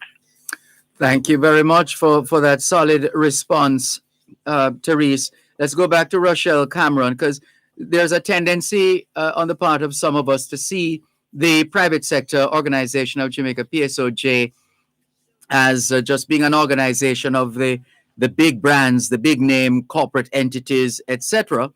But you apparently have an interest at the PSOJ, Rochelle Cameron, in our small and medium-sized enterprises. Can you give us some background on that? Oh, definitely, Dervan. So the Access to Finance Facilitation Panel is a great example, because this panel is involved in facilitating increased MSME access to affordable finance, to business training, leading to increased financial activity and a better understanding and inclusion of our business people. If nothing else, Jamaicans is entrepreneurial. And we understand too that the big brands that we see now started as an idea. And it was through solid financial management and good business decisions and support that they have been able to reach where they are. And we're seeing that we have to provide that support, provide that platform to ensure that more of our businesses are growing and sustaining, that are able to export and increase the value that we're bringing to this nation. So we're moving from a business starting out in the first year and blooming and not knowing what to do next, and we're providing those tools. And for those persons who want to get into business, who have those ideas and still are trying to wrap their minds around, how do I move forward? We're providing these tools. And one of the amazing things about this conference, sometimes people say, oh, this online conference, how do I take notes? How do I know what is relevant? How do I remember what was the information provided? As a part of registration for this free conference, there is an e-booklet with guidelines, with tips, with checklists on smart budgeting, on understanding your numbers, understanding your financial statements. So this is something that our participants will have in their hand, not just for their business decision making, but also for some of their personal financial decision making. So when you're having the conversation with your children, we're moving from this talk about give me an allowance and give the children money to understanding the relationship that we will have with money. We're looking at things like how your personality affects the decisions that you make where money is concerned. We're talking about smart budgeting for the family. And most persons that we talk to, they'll see things like they wish they understood more about money in their younger years because it would have affected the decisions and the lifestyle they can now enjoy in their older years. And we're saying, let's start that conversation. What are those conversations about money that we need to be having with our children from now? So this conference, this investment of our participants' time in their future, in their wealth generation. This is about building intergenerational wealth, that we're not just starting companies and they're not moving from generation to generation. This is about building intergenerational wealth. And this is about changing the narrative and our relationship with money on a business level, on an individual, on a family level. And very importantly, we're not leaving out the youth. They have to be a part of this conversation. They are the next generation. And if we are able to make that seismic shift in the conversation at this stage, we're looking at a better Jamaica. No question about that. A better Jamaica indeed. Therese Kettle, what's the nature and extent of Barita's involvement? Is it purely sponsorship support, or is there more to it than that? So we give a lot, right? So Barita is happy to support and partner with the PSOJ, to ensure that, we are, giving the people what they want, right? Russia spoke about smart budgeting, right? We want to ensure that everything we do, we are a part of being informative, and we're happy to partner with them and support them in this initiative on this very much relatable topic. So one of the things, as well, we are very proud of the PSOG, they would have, consistently been coming to the public and their members with very informative topics, aimed at improving, businesses and families on a whole. So when we're talking about building generational wealth, that is something that is big. So Barita is very proud, very proud to be a sponsor and a partner in this initiative. Hold it right there. Let's take the break and come back. A few more questions for Rochelle Cameron and Therese Kettle. Rochelle Cameron representing the PSOJ and Therese Kettle, Barita Investments. Stand by, because you're going to hear more information as to how you can be a part of the PSOJ's free virtual financial literacy conference, Building Wealth, a 2-day event coming up. Stand by. You're listening to Power 106 FM. The time is now 3:45.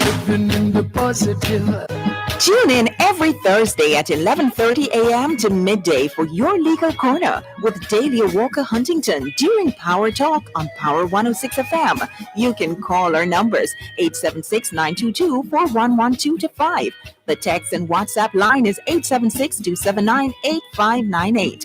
You can also send an email at yourlegalcorner106@gmail.com. Join Your Legal Corner for all matters in relation to immigration to the United States. Here, Dahlia offer great legal advice on your immigration queries and concerns. Learn about the filing process, when to file, and how to prepare for the move. That's Your Legal Corner, 11:30 to midday, every Thursday, right here on Power 106 FM.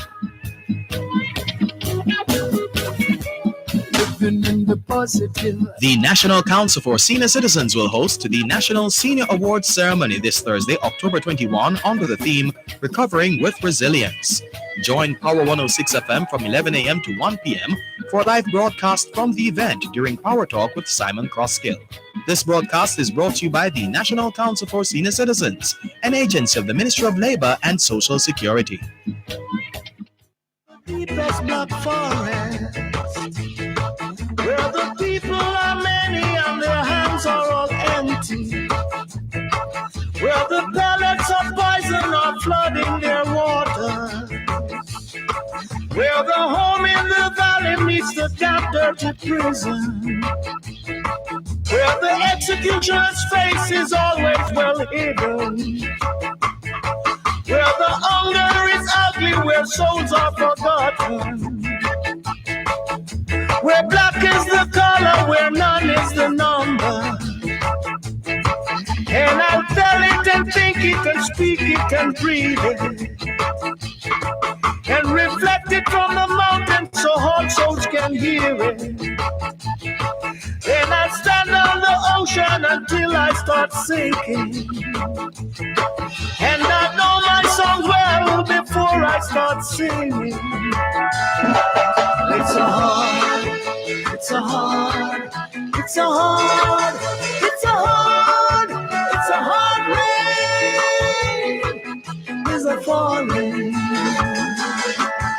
It's a hard, it's a hard, it's a hard, it's a hard, it's a hard rain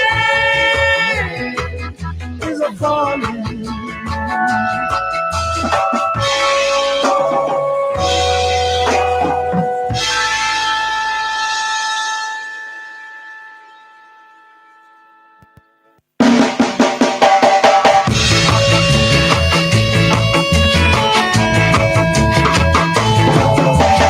Where have you been, my brown-eyed son?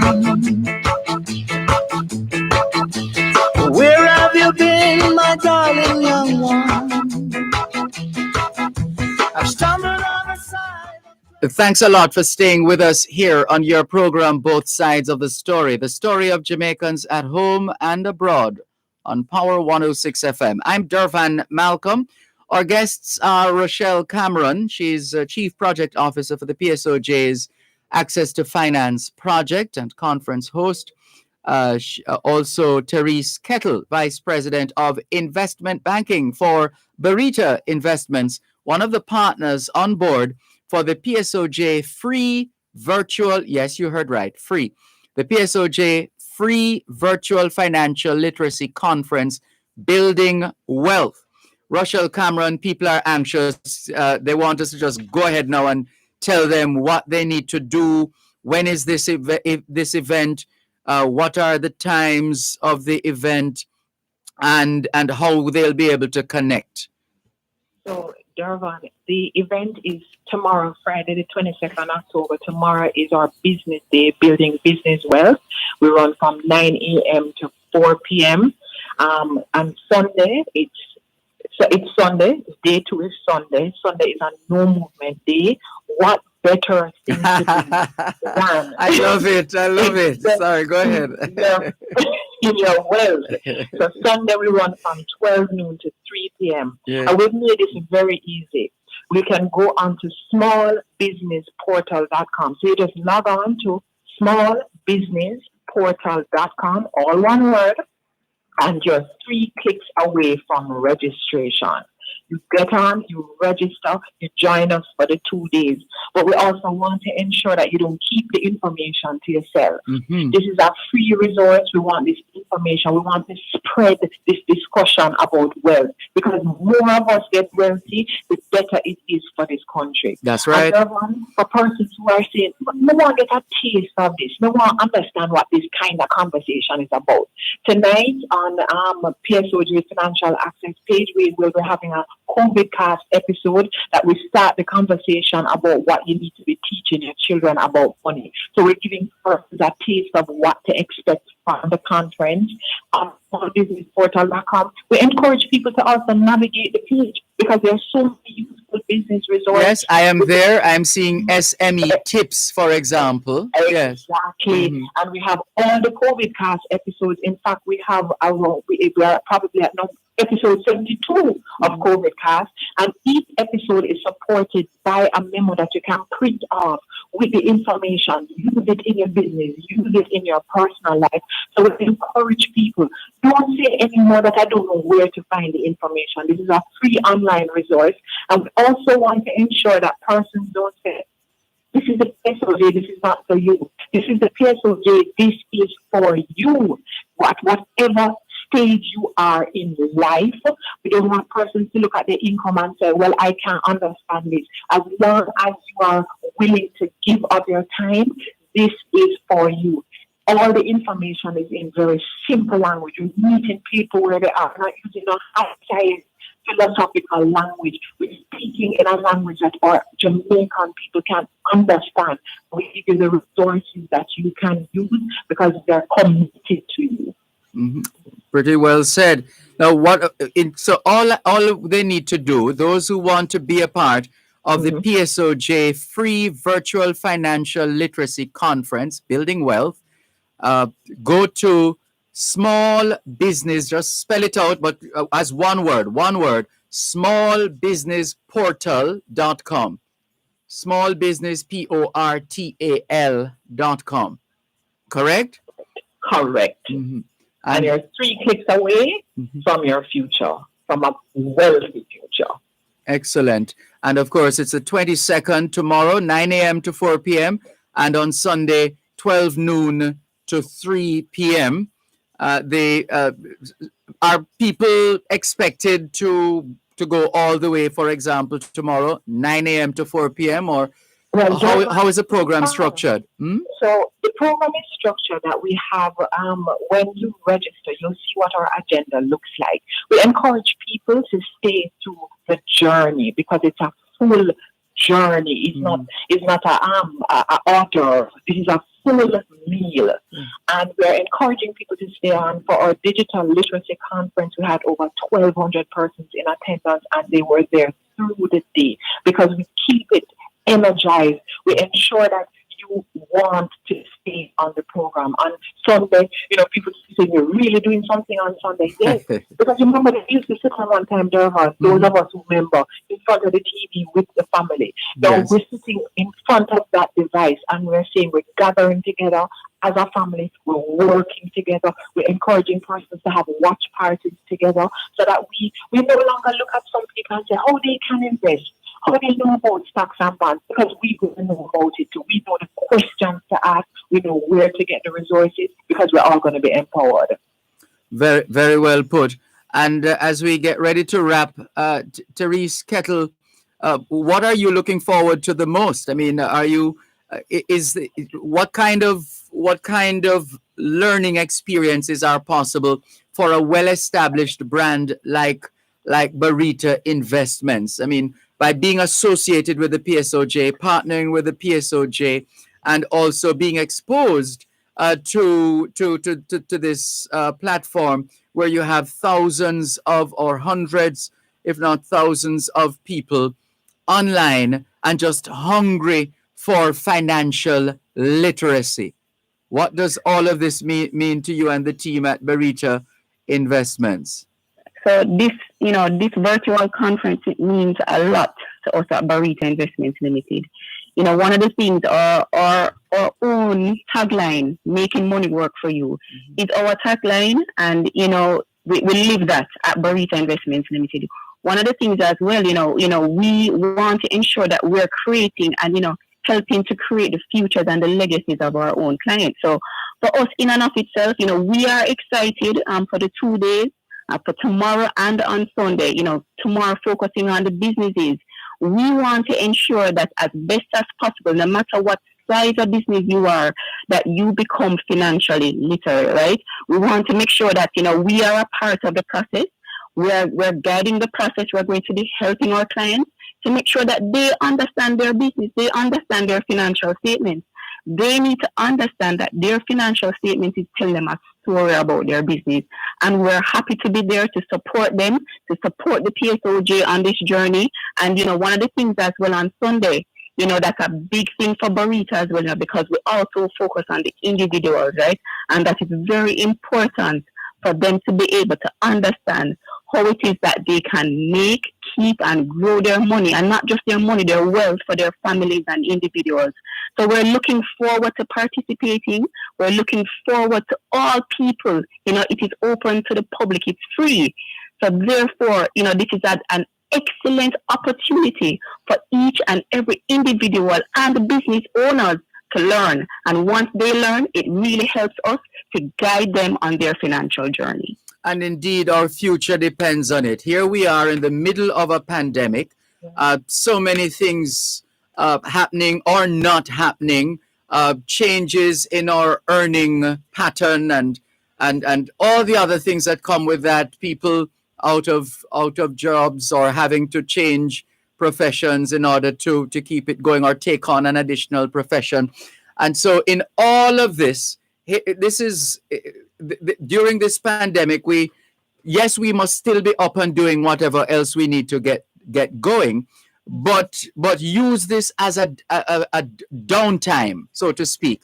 So here's an opportunity to get together with like-minded people all over cyberspace and learn from experienced people.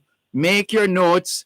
I would imagine people will be able to ask questions as well, Rochelle. Yes, they'll be able to ask questions. And again, there's a booklet that people are able to utilize after and have always in their bag, in their car, that they can always go back to some of these tips. Yeah. Well, we want to encourage our listeners to be a part of the PSOJ free virtual financial literacy conference under the heading Building Wealth. And where do you start? Go to smallbusinessportal.com. One word. Yes, one word. www. Nobody says that anymore. www. But just in case you need that, www.smallbusinessportal.com. Smallbusinessportal.com. And for some of our parents and guardians not too familiar with the technology, talk to the children and the grandchildren and other family members to help you to connect so that you're a part of the experience as well. So it's tomorrow, Friday, the 22nd of October, from 9 a.m. to 4 p.m. and also Sunday, no movement day. Can you imagine? No movement day.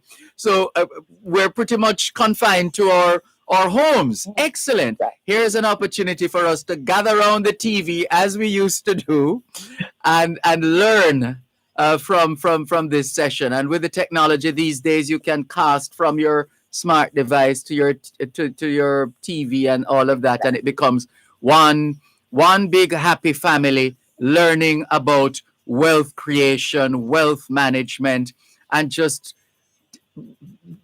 helping to arm us with the skills that we need to make the appropriate decisions as we move forward. These are exciting times, as challenging as they are. I'm sure you'll both agree with me. Yeah, man, absolutely. Completely. Yeah. And in challenging times, we have opportunities, and now this is an opportunity open to everybody. Let us use it. Well said. Ladies, it's been a pleasure. Thank you so much for spending time with us on both sides of the story this afternoon here on Power 106 FM. We look forward to popping in at, what am I doing tomorrow?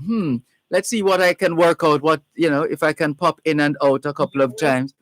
But Sunday for sure, because Sunday is no movement day. So I'll be able to watch over and over again. So thank you very much, ladies. All the very best. Rochelle Cameron. Great work that you're doing. Thank you, Rochelle Cameron, Chief Project Officer, PSOJ Access to Finance Project, conference host, and Therese Kettle, Vice President of Investment Banking, Barita Investments Limited, giving us all the information we need about the PSOJ's free virtual financial literacy conference, Building Wealth. Go to smallbusinessportal.com. That's it, smallbusinessportal.com. At Wellington Dental, they offer cleaning, filling, whitening, and other services for the entire family. The time by Wellington Dental is 4:01 on Power 106. Living in the positive.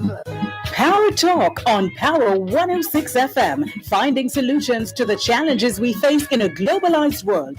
Power Talk, taking talk radio to another level. Join Dr. Herbert Gale on Mondays and Tuesdays and Simon Crosskill from Wednesday to Friday as they provide riveting analysis on the issues of the day and speak with stakeholders charged with driving innovation to move Jamaica forward. Tune in for innovative features designed to showcase local developments and highlight how the global issues of the 21st century are being addressed. That's the powerful pair, Dr. Herbert Gale and Simon Crosskill on Power Talk, 11 a.m. to 2 p.m. weekdays, right here on Power 106 FM. Newborn baby with wolves all around me. I saw a highway of diamonds with nobody on it. I saw a black branch with blood that kept dripping. ¿Qué hora es en español? Son las 4:02. Quelle heure est-il en français? il est 4h02. 现在几点了？10点02分. 2 minutes past 4 o'clock in the afternoon here at Broadcast House, 32 Lyndhurst Road, Kingston 5, St. Andrew, Jamaica. Have you had a checkup lately? Now is a good time. Let's not wait till we get sick to get a checkup. How about that? Checking in with more on your program, Both Sides of the Story, Power 106 FM, still streaming live on the Gleaners website, go-jamaica.com, live on your all over the world. Good afternoon to Dorothy Crawford. Thank you for tuning in. She says, keep up the good work. Thank you, Dorothy Crawford. Grace Shim says, Mr. Malcolm, India administered 1 billion doses of the jab. Why is the homeland, as in Jamaica, I would imagine, struggling to reach 10% rate? Government can afford to buy more. People afraid an eagle? Not enough vaccination sites? How will the people a yard reduce the infection events? Lockdown becomes damaging to businesses. Walk good, says Gray Shim on Facebook Live. Thank you, Gray Shim, for your perspective. Yes, it's culture is a hell of a thing. Culture is a hell of a thing. We like to say it's really not about color. It's not about COLOUR, or as the Americans spell it, COLOR. It's about culture, CULTURE, which is simply defined as a way of life. What is your culture? What is the culture of Jamaica? And what is the culture of Jamaicans?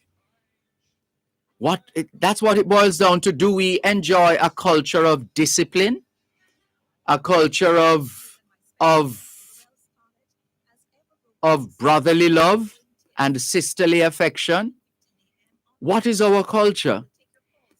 And that is what makes the difference why Jacinda Ardern can have the kind of successes she has been having as Prime Minister of New Zealand. And she doesn't even want anybody to call her name, actually. She shies away from doing interviews for people to ask her about how she do it, how she did it, how she managed the COVID-19 so supremely well. She keeps deflecting those accolades to those on the front line and the other members of the team doing the work, etc., as opposed to taking any of the glory for herself. But clearly, no country, countries take their cues from their leaders, one way or another. And clearly, she's got a good thing going there with the people she serves, the people of New Zealand. There's a good thing going there. Something good is happening there in New Zealand. When New Zealand can say, you know what, in August, the highest number of people we vaccinated in a day was 93,000 plus. What if we were to set a target of 100,000? And they set the target of 100,000. And you bet, in one day, last week Saturday, am I mixing up the dates now? What day is today again? Yeah, last week Saturday, New Zealand broke their own record. They didn't just achieve the target of 100,000 vaccinations in a day. They went a step further. I think they got up to, I don't want to rob them of the numbers, you know, but I always have to just check. I don't want to make a mistake with the numbers. Let's see if I can do a quick check just to show you how the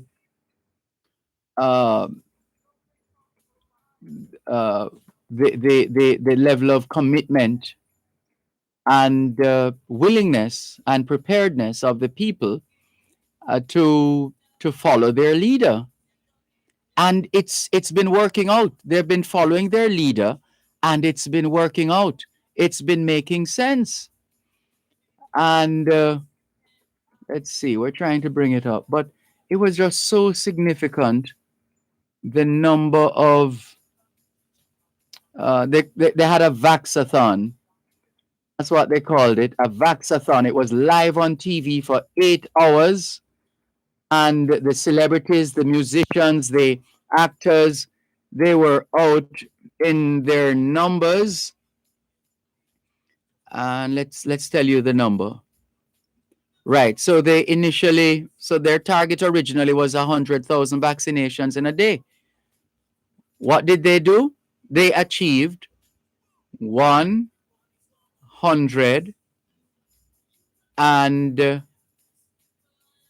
you see, I'm trying to, where is it? Where did it go? Come back here.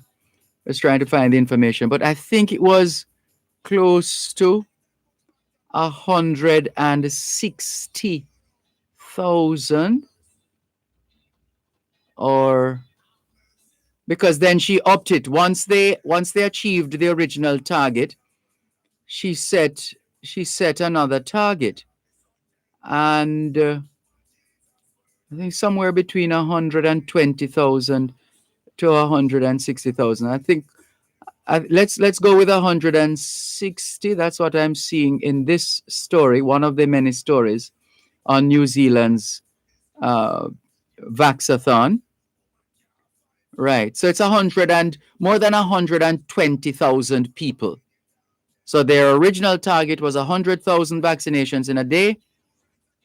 By the time they checked, they had surpassed 100,000 and hit the more than 100, the 120,000 mark. So more than 120,000 people were vaccinated in a day, one day in New Zealand. And then, hold on, let's read on here a bit.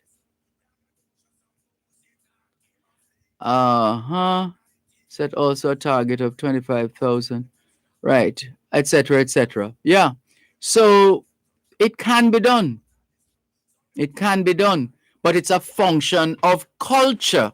What is your culture? What's the culture of trust in your country? What's the culture in your country like when it comes on to trusting authority figures, for example, etc.? And how did we get there again? Oh, it was the message. It was a message from Gresham.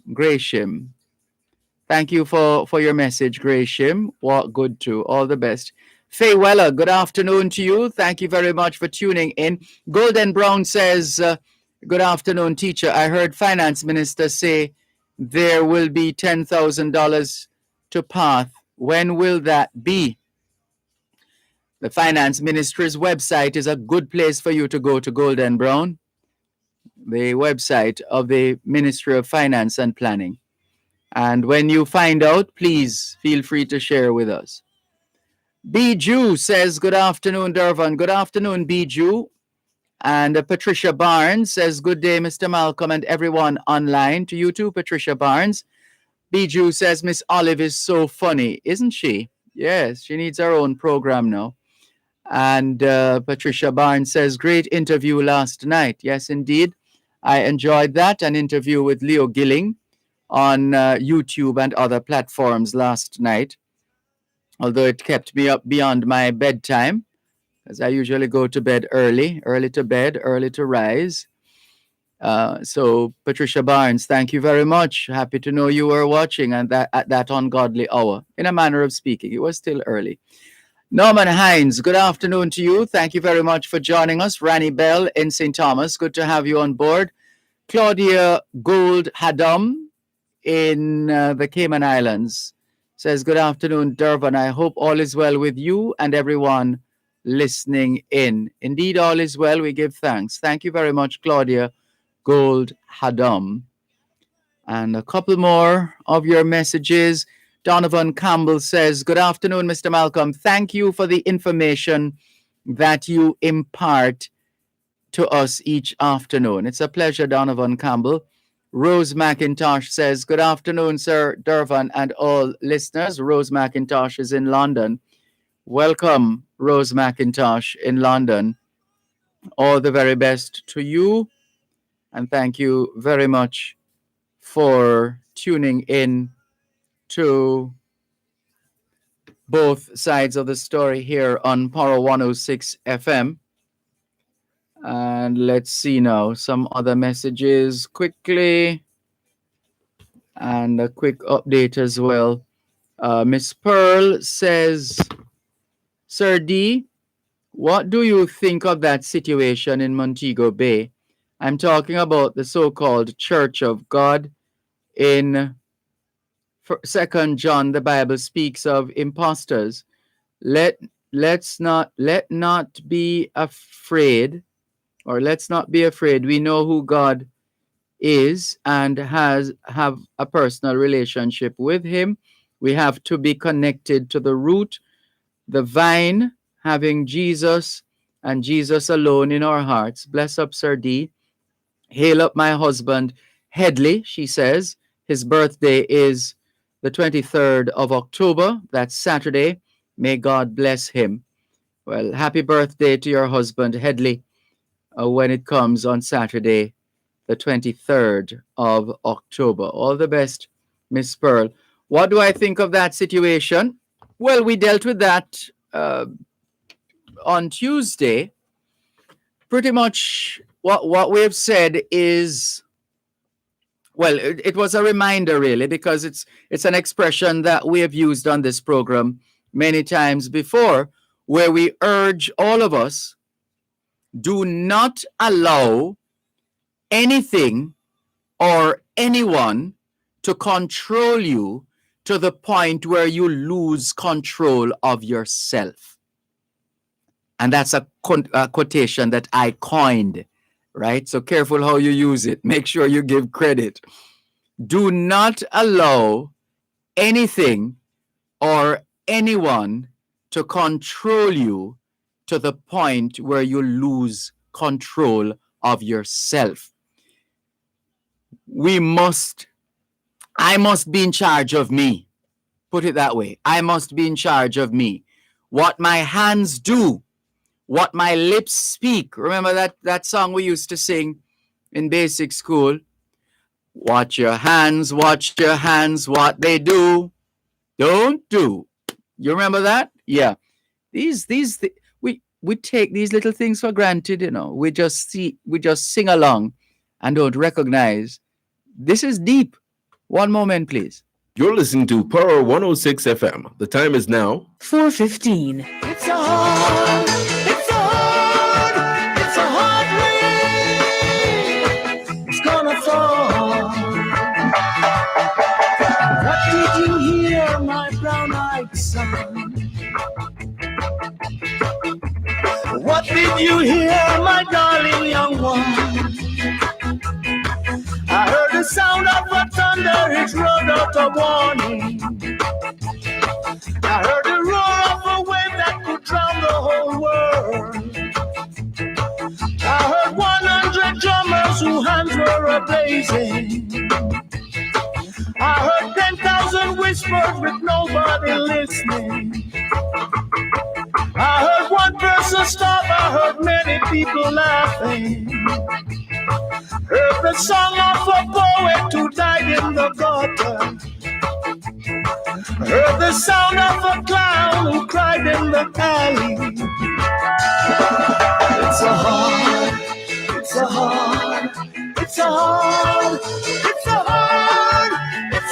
rain. It's gonna fall. Que hora es en espagnol? Son las 4:16. Quelle heure est-il en français? Les 4:16. 现在几点了？4点16分。16 minutes past 4 o'clock in the afternoon here at Broadcast House, 32 Lyndhurst Road, Kingston 5, St. Andrew, Jamaica. Have you done your homework yet? If not, now is a good time. Good afternoon to all the schoolers listening to us, all the students from the early childhood level to the secondary level. Trust you had a productive day of learning today. Hope you also managed to get in some physical activity, just as important as mental activity. As we always say, young people, socialization makes you educable. Education makes you trainable. Training makes you employable. and the right attitude makes you successful. Homework time, young people, as we continue with more on your program, Both Sides of the Story, Power 106 FM, still streaming live on the Gleaners website, go-jamaica.com, live on your smart devices all over the world. Taking your calls on 876-922-4112 to 5. 876-922-4112 to 5. So, Miss Pearl, that's our response to your question with respect to the situation at that gathering in St. James, where the tragedy unfolded of people being killed, etc., and implications for the body of people involved with that particular organization. As we said, Miss Pearl, and we say it from time to time on this program, do not allow anything or anyone to control you to the point where you lose control of yourself. We must manage ourselves. We must practice personal management. Personal management. What my hands do, where my feet go, what my eyes see, what my lips speak, manage. Let's manage our emotions as well. Manage our health. Manage ourselves. Very important. Manage ourselves. And if each of us were to take that position, then it would make a difference. It's likely to make a difference, a significant difference in terms of how we relate to each other and how we get things done. So let us manage ourselves, practice management on ourselves, and set ourselves particular goals and go after those goals. But in all we do, do not allow anything or anyone to control you to the point where you lose control of yourself. Because once you lose control of yourself, you have become somebody else's puppet, somebody else's slave. It's just a fact of life. And if people feel they can have their way with you, whether because you give them that impression or you put yourself in a vulnerable situation, then they're going to take advantage. That's what people do. So we have to be mindful of these things, mindful of those who perhaps, like so many of us, we started out innocently, don't we? There's what's the name of what's his name? The singer, Jacob Miller, was it? Was he the one who did the song, I was born a disciplined child, never knew how I got so wild. I think so. Or at least his version. I'll have to double check it. But that's the idea. So we all came from a place of innocence. And as we grow, as we mature, we become corrupt one way or another, even if it's not to the level where we're arrested and charged, but in terms of our actions or how we deal with people, etc. And there's a thing called power. There's a thing called power. Power. Power corrupts, and absolute power corrupts absolutely. I used to hear the late Monty Perkins say that over and over again. Power corrupts. Absolute power corrupts absolutely. And so the more power I feel I have, you know, in Jamaica, the expression that says, you feel your strength, you feel your strength. Yes, that expression. So you feel your strength, and through you feel your strength, you do something, you do certain things. Because you find that people afraid of you, maybe, as we say in Jamaican parlance, or people don't want to do anything or say anything to offend you. And so, as naked as you are, the people are applauding the clothes that you are wearing. Remember the story of the emperor's clothes? Yeah, naked. The emperor was naked. And it took a little boy, that's the innocence we're talking about, an innocent little boy to say the emperor is naked. But everybody else was being hypocritical or turning a blind eye to the obvious. And it took a little boy to say the emperor is naked. The emperor is naked. And so, to err is human, and we have all fallen short.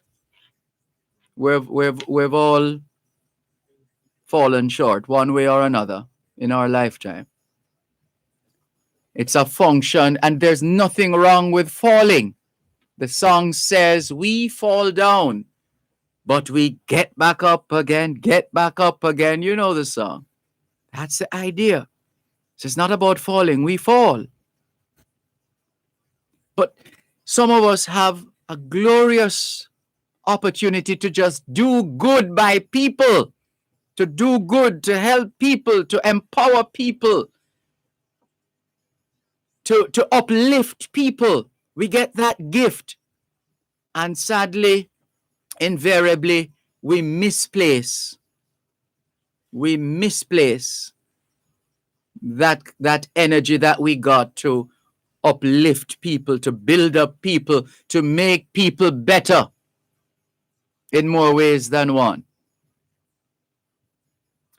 Hope we have dealt with that enough for Miss Pearl. That's our response to that situation, Miss Pearl. Hope you got that. Thank you very much for your message. And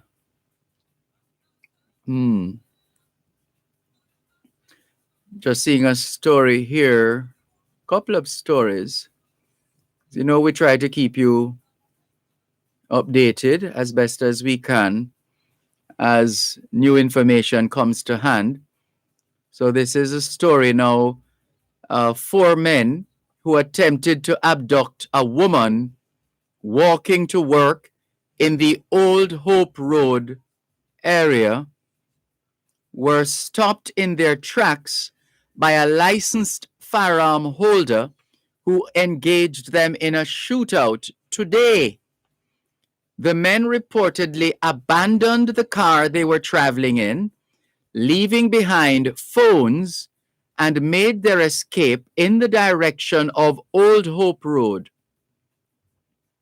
The woman was shot in the leg during the exchange of gunfire. The Constabulary Communication Unit said it was aware of the attack. So there's another development. 4 men who attempted to abduct a woman walking to work along Old Hope Road. Those 4 men were stopped in their tracks by a licensed firearm holder. And this is one of the reasons why Wilmot Perkins used to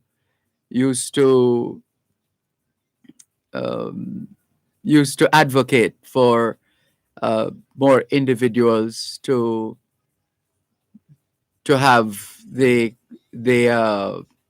be able to apply for their license, their licensed firearm without any form of discrimination because of where they're from or something like that, along those lines.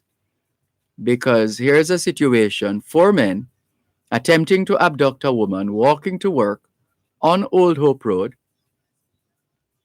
and it took a licensed firearm holder to challenge these men, who then, and this is the thing, no matter how wicked a man says he is, or woman for that matter, an individual, Oh, man, a bad man. Oh, and if you have to say that, you perhaps aren't. But you get the point that we're making, right? So a man might say, yo, man, a bad man, and oh, so you don't know, and all that kind of thing. A lot of mouth. And they might have a weapon or two as well. So them bad. They do not expect, and this is part of it, when they don't expect a fight back, they are at ease. And when they are at ease and there is fight back, they panic. They don't know how to deal with that. And that's what happened in this case, it would appear. They panicked because then they abandoned the car that they were traveling in. And in that vehicle, they left behind phones. Not sure, it doesn't say anything about the gun or guns that they had. But yeah, that is how the situation might have unfolded. They were expecting this is easy picking. We just pick up this woman, abduct her and whatever, and do whatever. They weren't expecting that they would be challenged by a licensed firearm holder, which happened, and then they fled. As the Jamaican expression goes, them run like thief. Them run like thief. Right, you get the picture. So that's one of the stories that came in a short while ago. As we got the notification, we went straight to it. And there is another bit of information here. It seems everything Jamaica has to be a part of it one way or another. Listen to this now. This is from the Gleaners online platform. Suspect in killing of Haitian president entered Jamaica illegally. I mean, Jamaica will not be left out, eh? Suspect in killing of Haitian president entered Jamaica illegally. The Gleaner says sources have shared that information with them. His name, Mario Antonio Palacios. More in a moment. You're listening to Power 106 FM. The time is now 4:30. The National Council for Senior Citizens will host the National Senior Awards Ceremony this Thursday, October 21, under the theme Recovering with Resilience. Join Power 106 FM from 11 a.m. to 1 p.m. for a live broadcast from the event during Power Talk with Simon Crosskill. This broadcast is brought to you by the National Council for Senior Citizens, an agency of the Ministry of Labor and Social Security. Where the executioner's face is always well hidden. ¿Qué hora es en español? Son las 4:30. Quelle heure est-il en français? Les 4:30. 现在几点了？4点13分. 4:30 in the afternoon. Here at Broadcast House, 32 Lyndhurst Road, Kingston 5, St. Andrew, Jamaica. Do you know where your children are? Are they where they're supposed to be? Doing what they're supposed to be doing? It's a good time to check up on the children.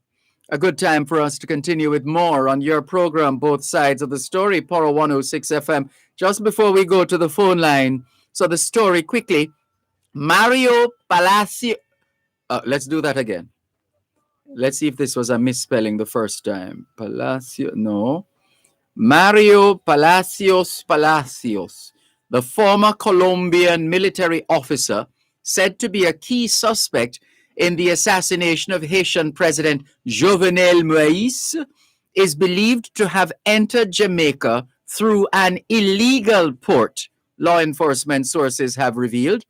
Palacios was arrested in a central Jamaica parish earlier this month, senior law enforcement officials told the Gleaner.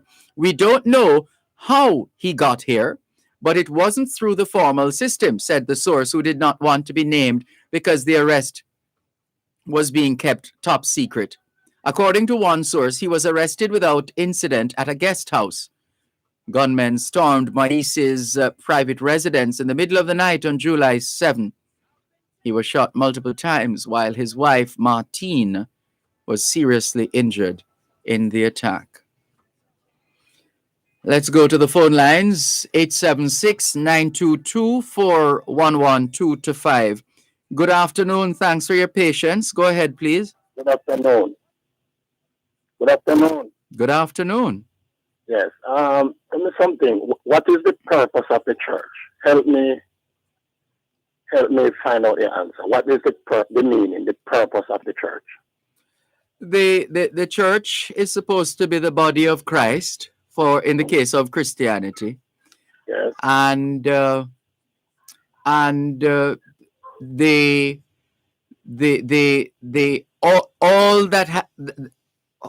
that has to do with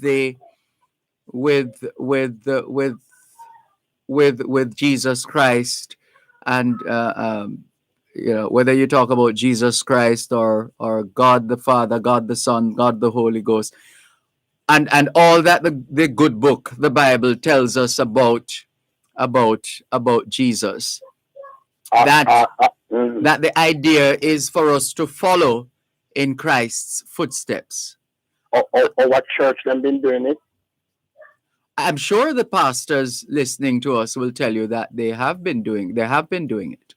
We try to find out if anyone of our church been changing course. Well, there's, based on what happened in Montego Bay Sunday night, clearly some course changing took place in that scenario. That's one example. There was another church or another group of adherents, another group of adherents who were holed up in a house on Mountain View Avenue some years ago, waiting on a flood, to some big flood that they said was going to come, and children were there as well in that. And there was another one in the West, I think it was same place in St. James, if you recall, it was on TV, where the children were taken from the adults because of what was happening within that setting. Yes. Well, I'm calling on the government of this country. You see, anybody at all who get up a man in this country and send them get a call, and they're gonna pitch a tent, and they're gonna put up a couple of zinc, we need them to go under scrutiny. We have to be careful of this so-called calling that some of these people say them get. Because why I say that? You see, the brain, you see, when a person study too much, it can slip into a different world to himself. And then if you don't be careful, it's like a market truck that's coming down the hill, full of ground provision, full with people from the rural. When they try to press the brake, no brake, a total chaos, you know. Yeah. But listen, something been going on in this country.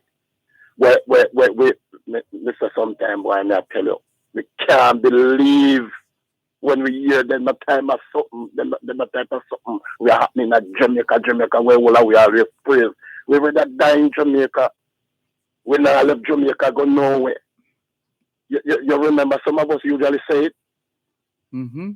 We are born Jamaican. So Yes. up on a sudden, why hell break close? Help me with this. How hell break close? What is happening? We've been changing course. What reason we've been changing course for? The prayer mama, pray papa, the Lord bless up the dear child where will we grow up and we don't understand. Up on a sudden, some of us begin look like we born up at Beverly Hills, we born up at Jacksonville. Most of us grew up as a sovereign youth, girl, child, growing up, coming up. Then all we know just want to find yourself on top of the water. Up on a sudden, nobody no remember their roots and their culture. It's sad. It's sad and it's sad and it's sad. Mm-hmm. sometimes I feel like I want to cry. And there's a lot of questions to be asked and a lot of questions to be answered. And a lot of who you expect should make themselves available to answer these questions and refuse. You have to have somebody who to lead somebody. But at the same time, you have to be careful who are these people been leading. You would agree with me, sir? Yeah, which is why societies all over the world have checks and balances, but the churches themselves have been, perhaps out of reverence, people have allowed the churches to operate as they have been, no taxes and all, and related matters. We have to be careful, man. We need to review. I'm calling upon the government for this church thing to review, because people are lead people in the wrong direction. But they're having said that, though, we have reputable institutions in Jamaica, churches that have been involved. They operate schools. A lot of our schools in Jamaica are run by the church. Yeah, we agree with you. Mm-hmm. So we have our fair share of churches doing excellent work in the communities, etc. Yeah, over the years. Yes. And some of them even help some of us to read. Yeah, true. Some of them help to read when Jamal Fuller and Kawala with church have come. Right. Come and we learn. And churches have opened their doors during this pandemic as well. Apart from feeding people, they have been offering the use of their internet service to children in the community, so they can follow online learning. Yes, when we did at Gilbert, the church door they open too. Mm-hmm. Yeah, true. In fact, some of them are actually shelters. Some of these churches act as shelters in the event of emergencies. We need to set our children, our girls, our boys, and our men, everybody. We have to be careful how we enter some of these organizations and be careful of these people who will lead us. Yeah, we must keep our eyes wide open. We have to keep our eyes open, because everybody is just a sale now. It's a big thing now. Everything a sell now. Mm. Thank you. Yeah, thanks for the call. Take care. It's something we need to guard against in terms of how far we go, because sometimes we go so far that we're in so deep. And there's a movie along those lines too, isn't there? In Too Deep or something like that. That we're in so deep that we can't come back out. We're deep in it. And we have to be mindful of these things. We never want to come between people and their faith. Your faith is your faith. And you're free to follow along those lines. But we still live in a real world. That's the point we're making, and we have to be cognizant of that. We still live in a real world, and there are signs. Sometimes we ignore the signs or try to ignore the signs, but there are signs that can give us a clue as to where we're heading or not heading. There are signs. Let's go to the phone lines once again. 876-922-4112-5. Good afternoon. Thanks for calling. Yes, sir. Good day to you. Welcome. Yeah, man. I full joy your interview with one of those sisters. See every line she makes, she say, you know? That was so beautiful. I love it. You see the video with the pastor drink the blood out of the goat head? No, I don't know if that's the one that was sent to me, and somebody was asking me to look at it and comment on it, but I haven't gotten around to I don't know if that's what it was. The wrong goat head, I see him head that drink the blood. But you know, as you mentioned, the one where everybody in lock up in our church, they gotta come. Mm-hmm. So, them yard, them there, something there. This man I say now is an ark You might gather there and appear of every animal. And there were animals out there too. We saw the footage of the animals. Yeah. One calf a suck milk same way. One mice or white looking one black one. But it has gone to report. He tell one of the churches to slaughter the cow. She couldn't deal with that. And him don't tell about to take the knife from her and cut her throat instead. And what kind of a heart people have? That every heart do it, man, that them. And the people them say them never see it forthcoming. Because I was one of the kindest man him sent him to school, him give them thing, but there was an interview on the television that a youth was there from him was 17. And it was pure man him having at the 9-apartment house, 9-bedroom. Yes.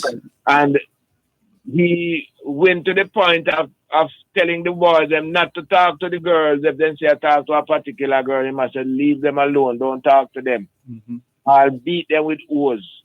And I'm saying that how could people don't have a sign that this is not the norm? Yes. The man all nice swimming pool, one man up in there, whole umbrella. Umbrella. My God. God, if I'm to dive into that, man, trust me. Religion has just totally took over people's mind that when pastor say, God sent me to tell you that. They dare not say when you talk to God. And how God not talk to me. Then they but dare not say that to pastor. You know, but well, there are those who can testify otherwise. There are those too who will tell you, and they have their evidence in people who were there or people heard or saw what happened, etc.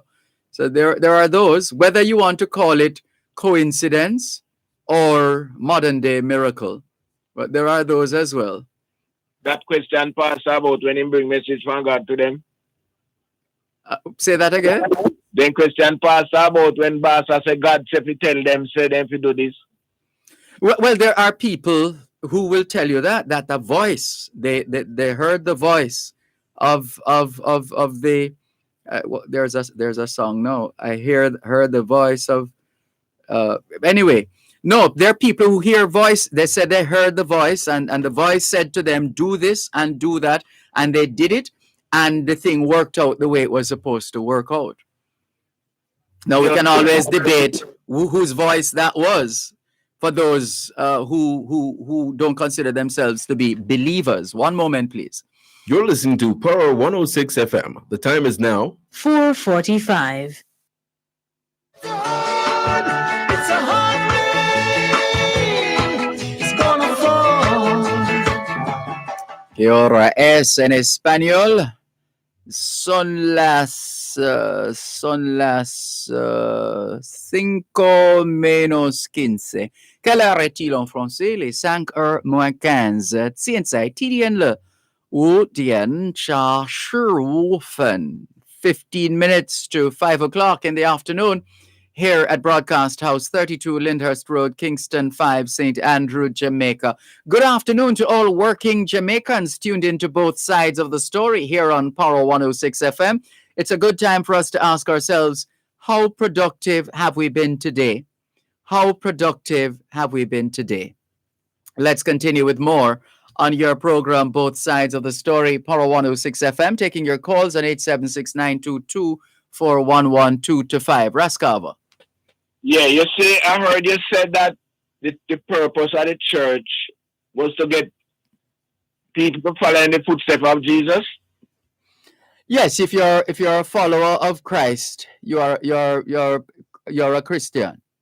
But you see, this man that is now on the lips of most people are in the news. Mm-hmm. He's the only one that I see was a following of the footsteps of Christ, of Jesus, you know. Because if you remember, Jesus have 12 long toenail man I won't walk up and down with him everywhere he go. He never have a woman. The disciples. And this man have the same thing with him. Peer man he have around him in a sanctuary. So he's the only one. And if we all were to follow the footsteps of Jesus, he would not be father and father any children. God, Jesus never had a woman. He never father any picnic. So I don't know how practical that is really in a Christianity.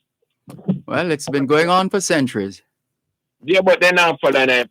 Because I never had no picnic and them the pastor they all had their wife and go get picnic out with other church members. Yeah. That's not no mama. So we can't talk about that. So nobody now following Jesus' footsteps where that is concerned. But this now, I don't know. When you use that absolute term there, Raskab, what do you mean nobody now following Jesus' footsteps? Nobody. If we're talking about being honest and kind and truthful and all the other, I mean, the commandments, thou shalt not do this and thou shalt not do that, etc., etc. There are some sound principles. The book of Proverbs is loaded with lessons as well. So from that standpoint, surely there's a lot to learn. Yes, no doubt about that. But the same, thou shall not kill. We go back around this and say there's a time to kill. And there is a time and a place for everything under the sun. And that killing could refer to either the killing of a human being or an animal. The same Bible says when you slaughter a cow, it's like you slaughter a man. Mm-hmm.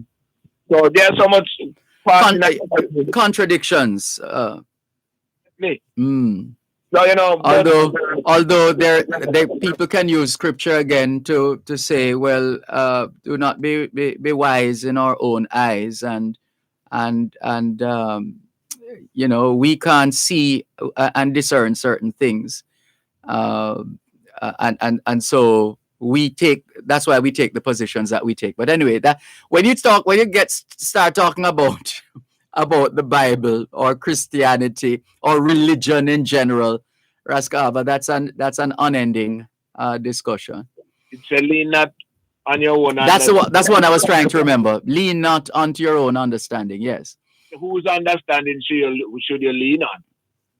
Your experience is your truth. But be serious. As to what my brethren would say. That church should not remain as a church. That church should be confiscated by government. And that sounds like a new word. I like that one. I can't even say it. Say that again, Raskava.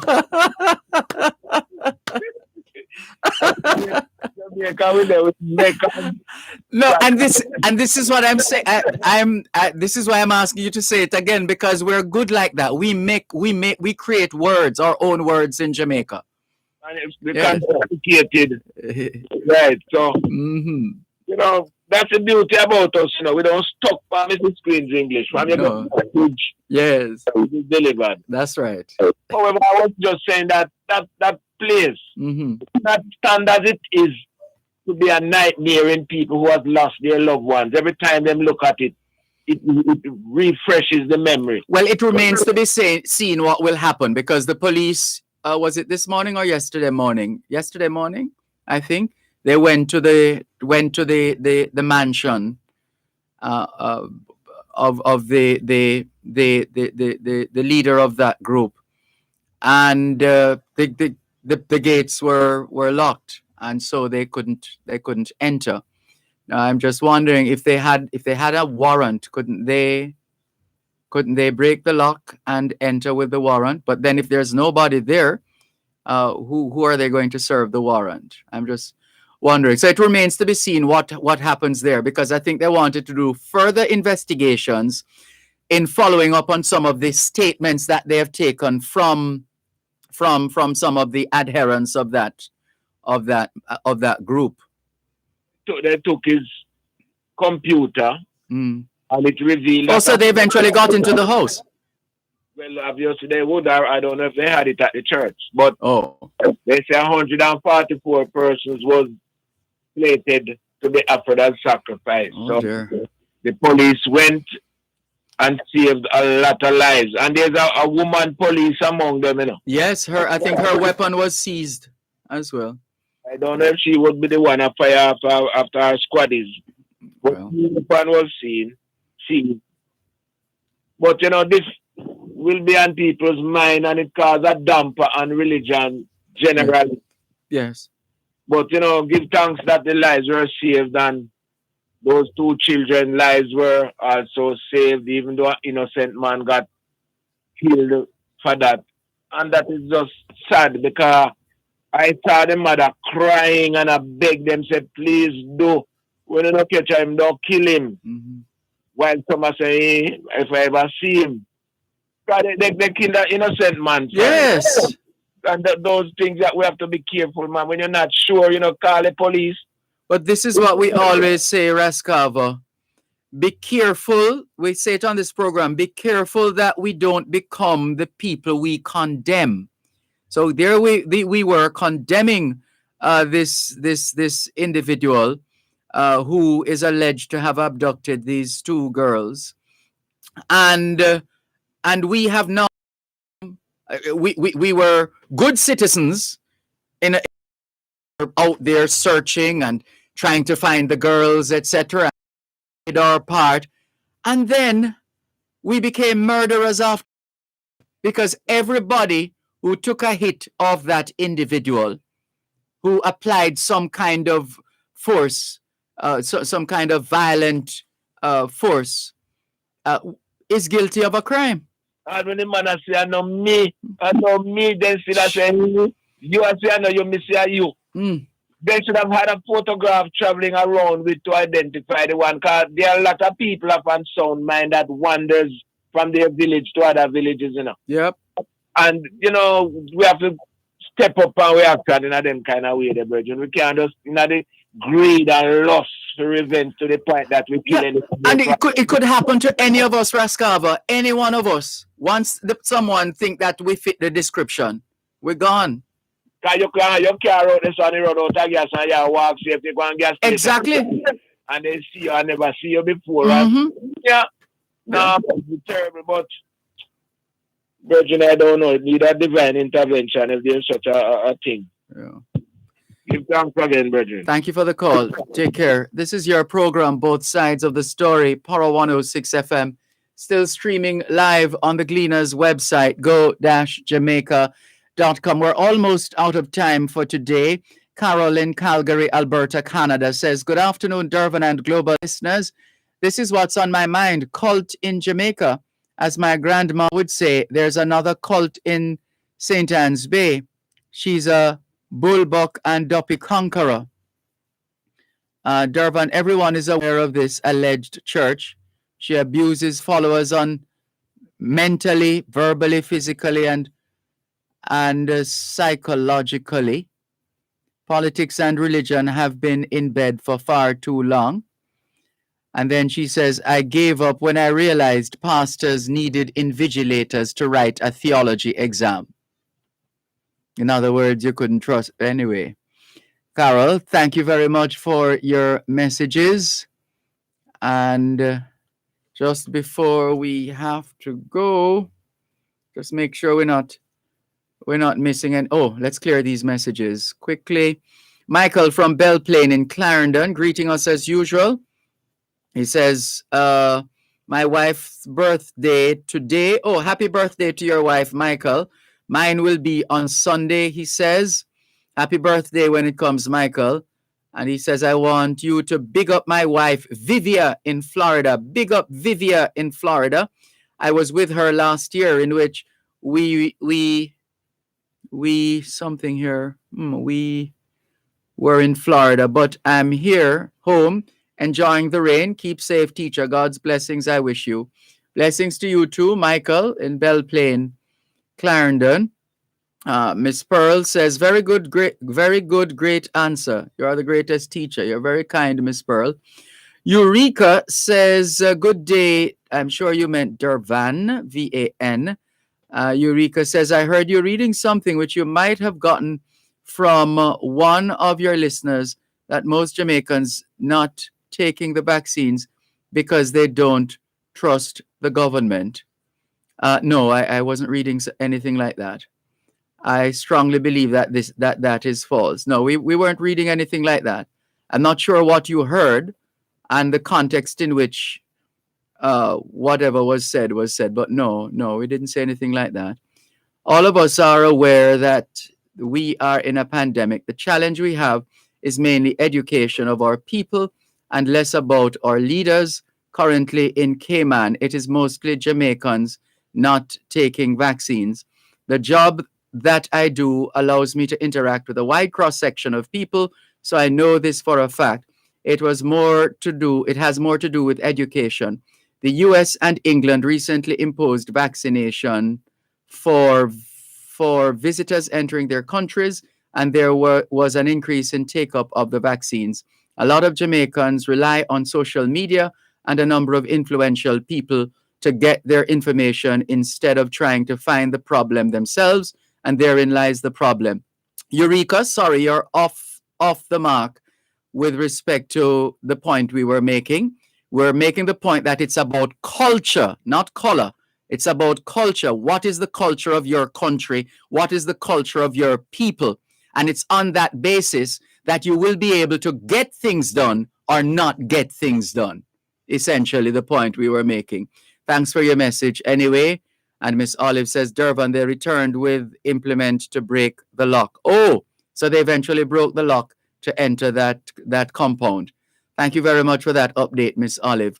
Can we thank you once again for the privilege of serving you on yet another edition of your program, Both Sides of the Story, for today, Thursday, the 21st of October, 2021. The moving finger writes, and having writ moves on. Nor all your piety nor wit shall lure it back to cancel half a line, nor all your tears wash out a word of it. All things being well, Both Sides of the Story returns tomorrow afternoon, 2 to 5. Till then, this is Dervan Malcolm reminding all of us that every day is an opportunity to do better than yesterday. Take care. Going back out for the rain starts a falling. I'll walk to the depths of the deepest black forest, where the people are many and their hands are all empty, where the pellets of poison are flooding their water, where the home in the valley meets the damp dirty prison, where the executioner's face is always well hidden, where the hunger is ugly, where souls are forgotten, where black is the color, where none is the number. And I'll tell it and think it and speak it and breathe it.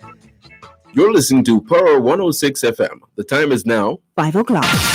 News, comprehensive, powerful, and credible. Power 106 FM now presents a simulcast of Radio Jamaica's News at 5.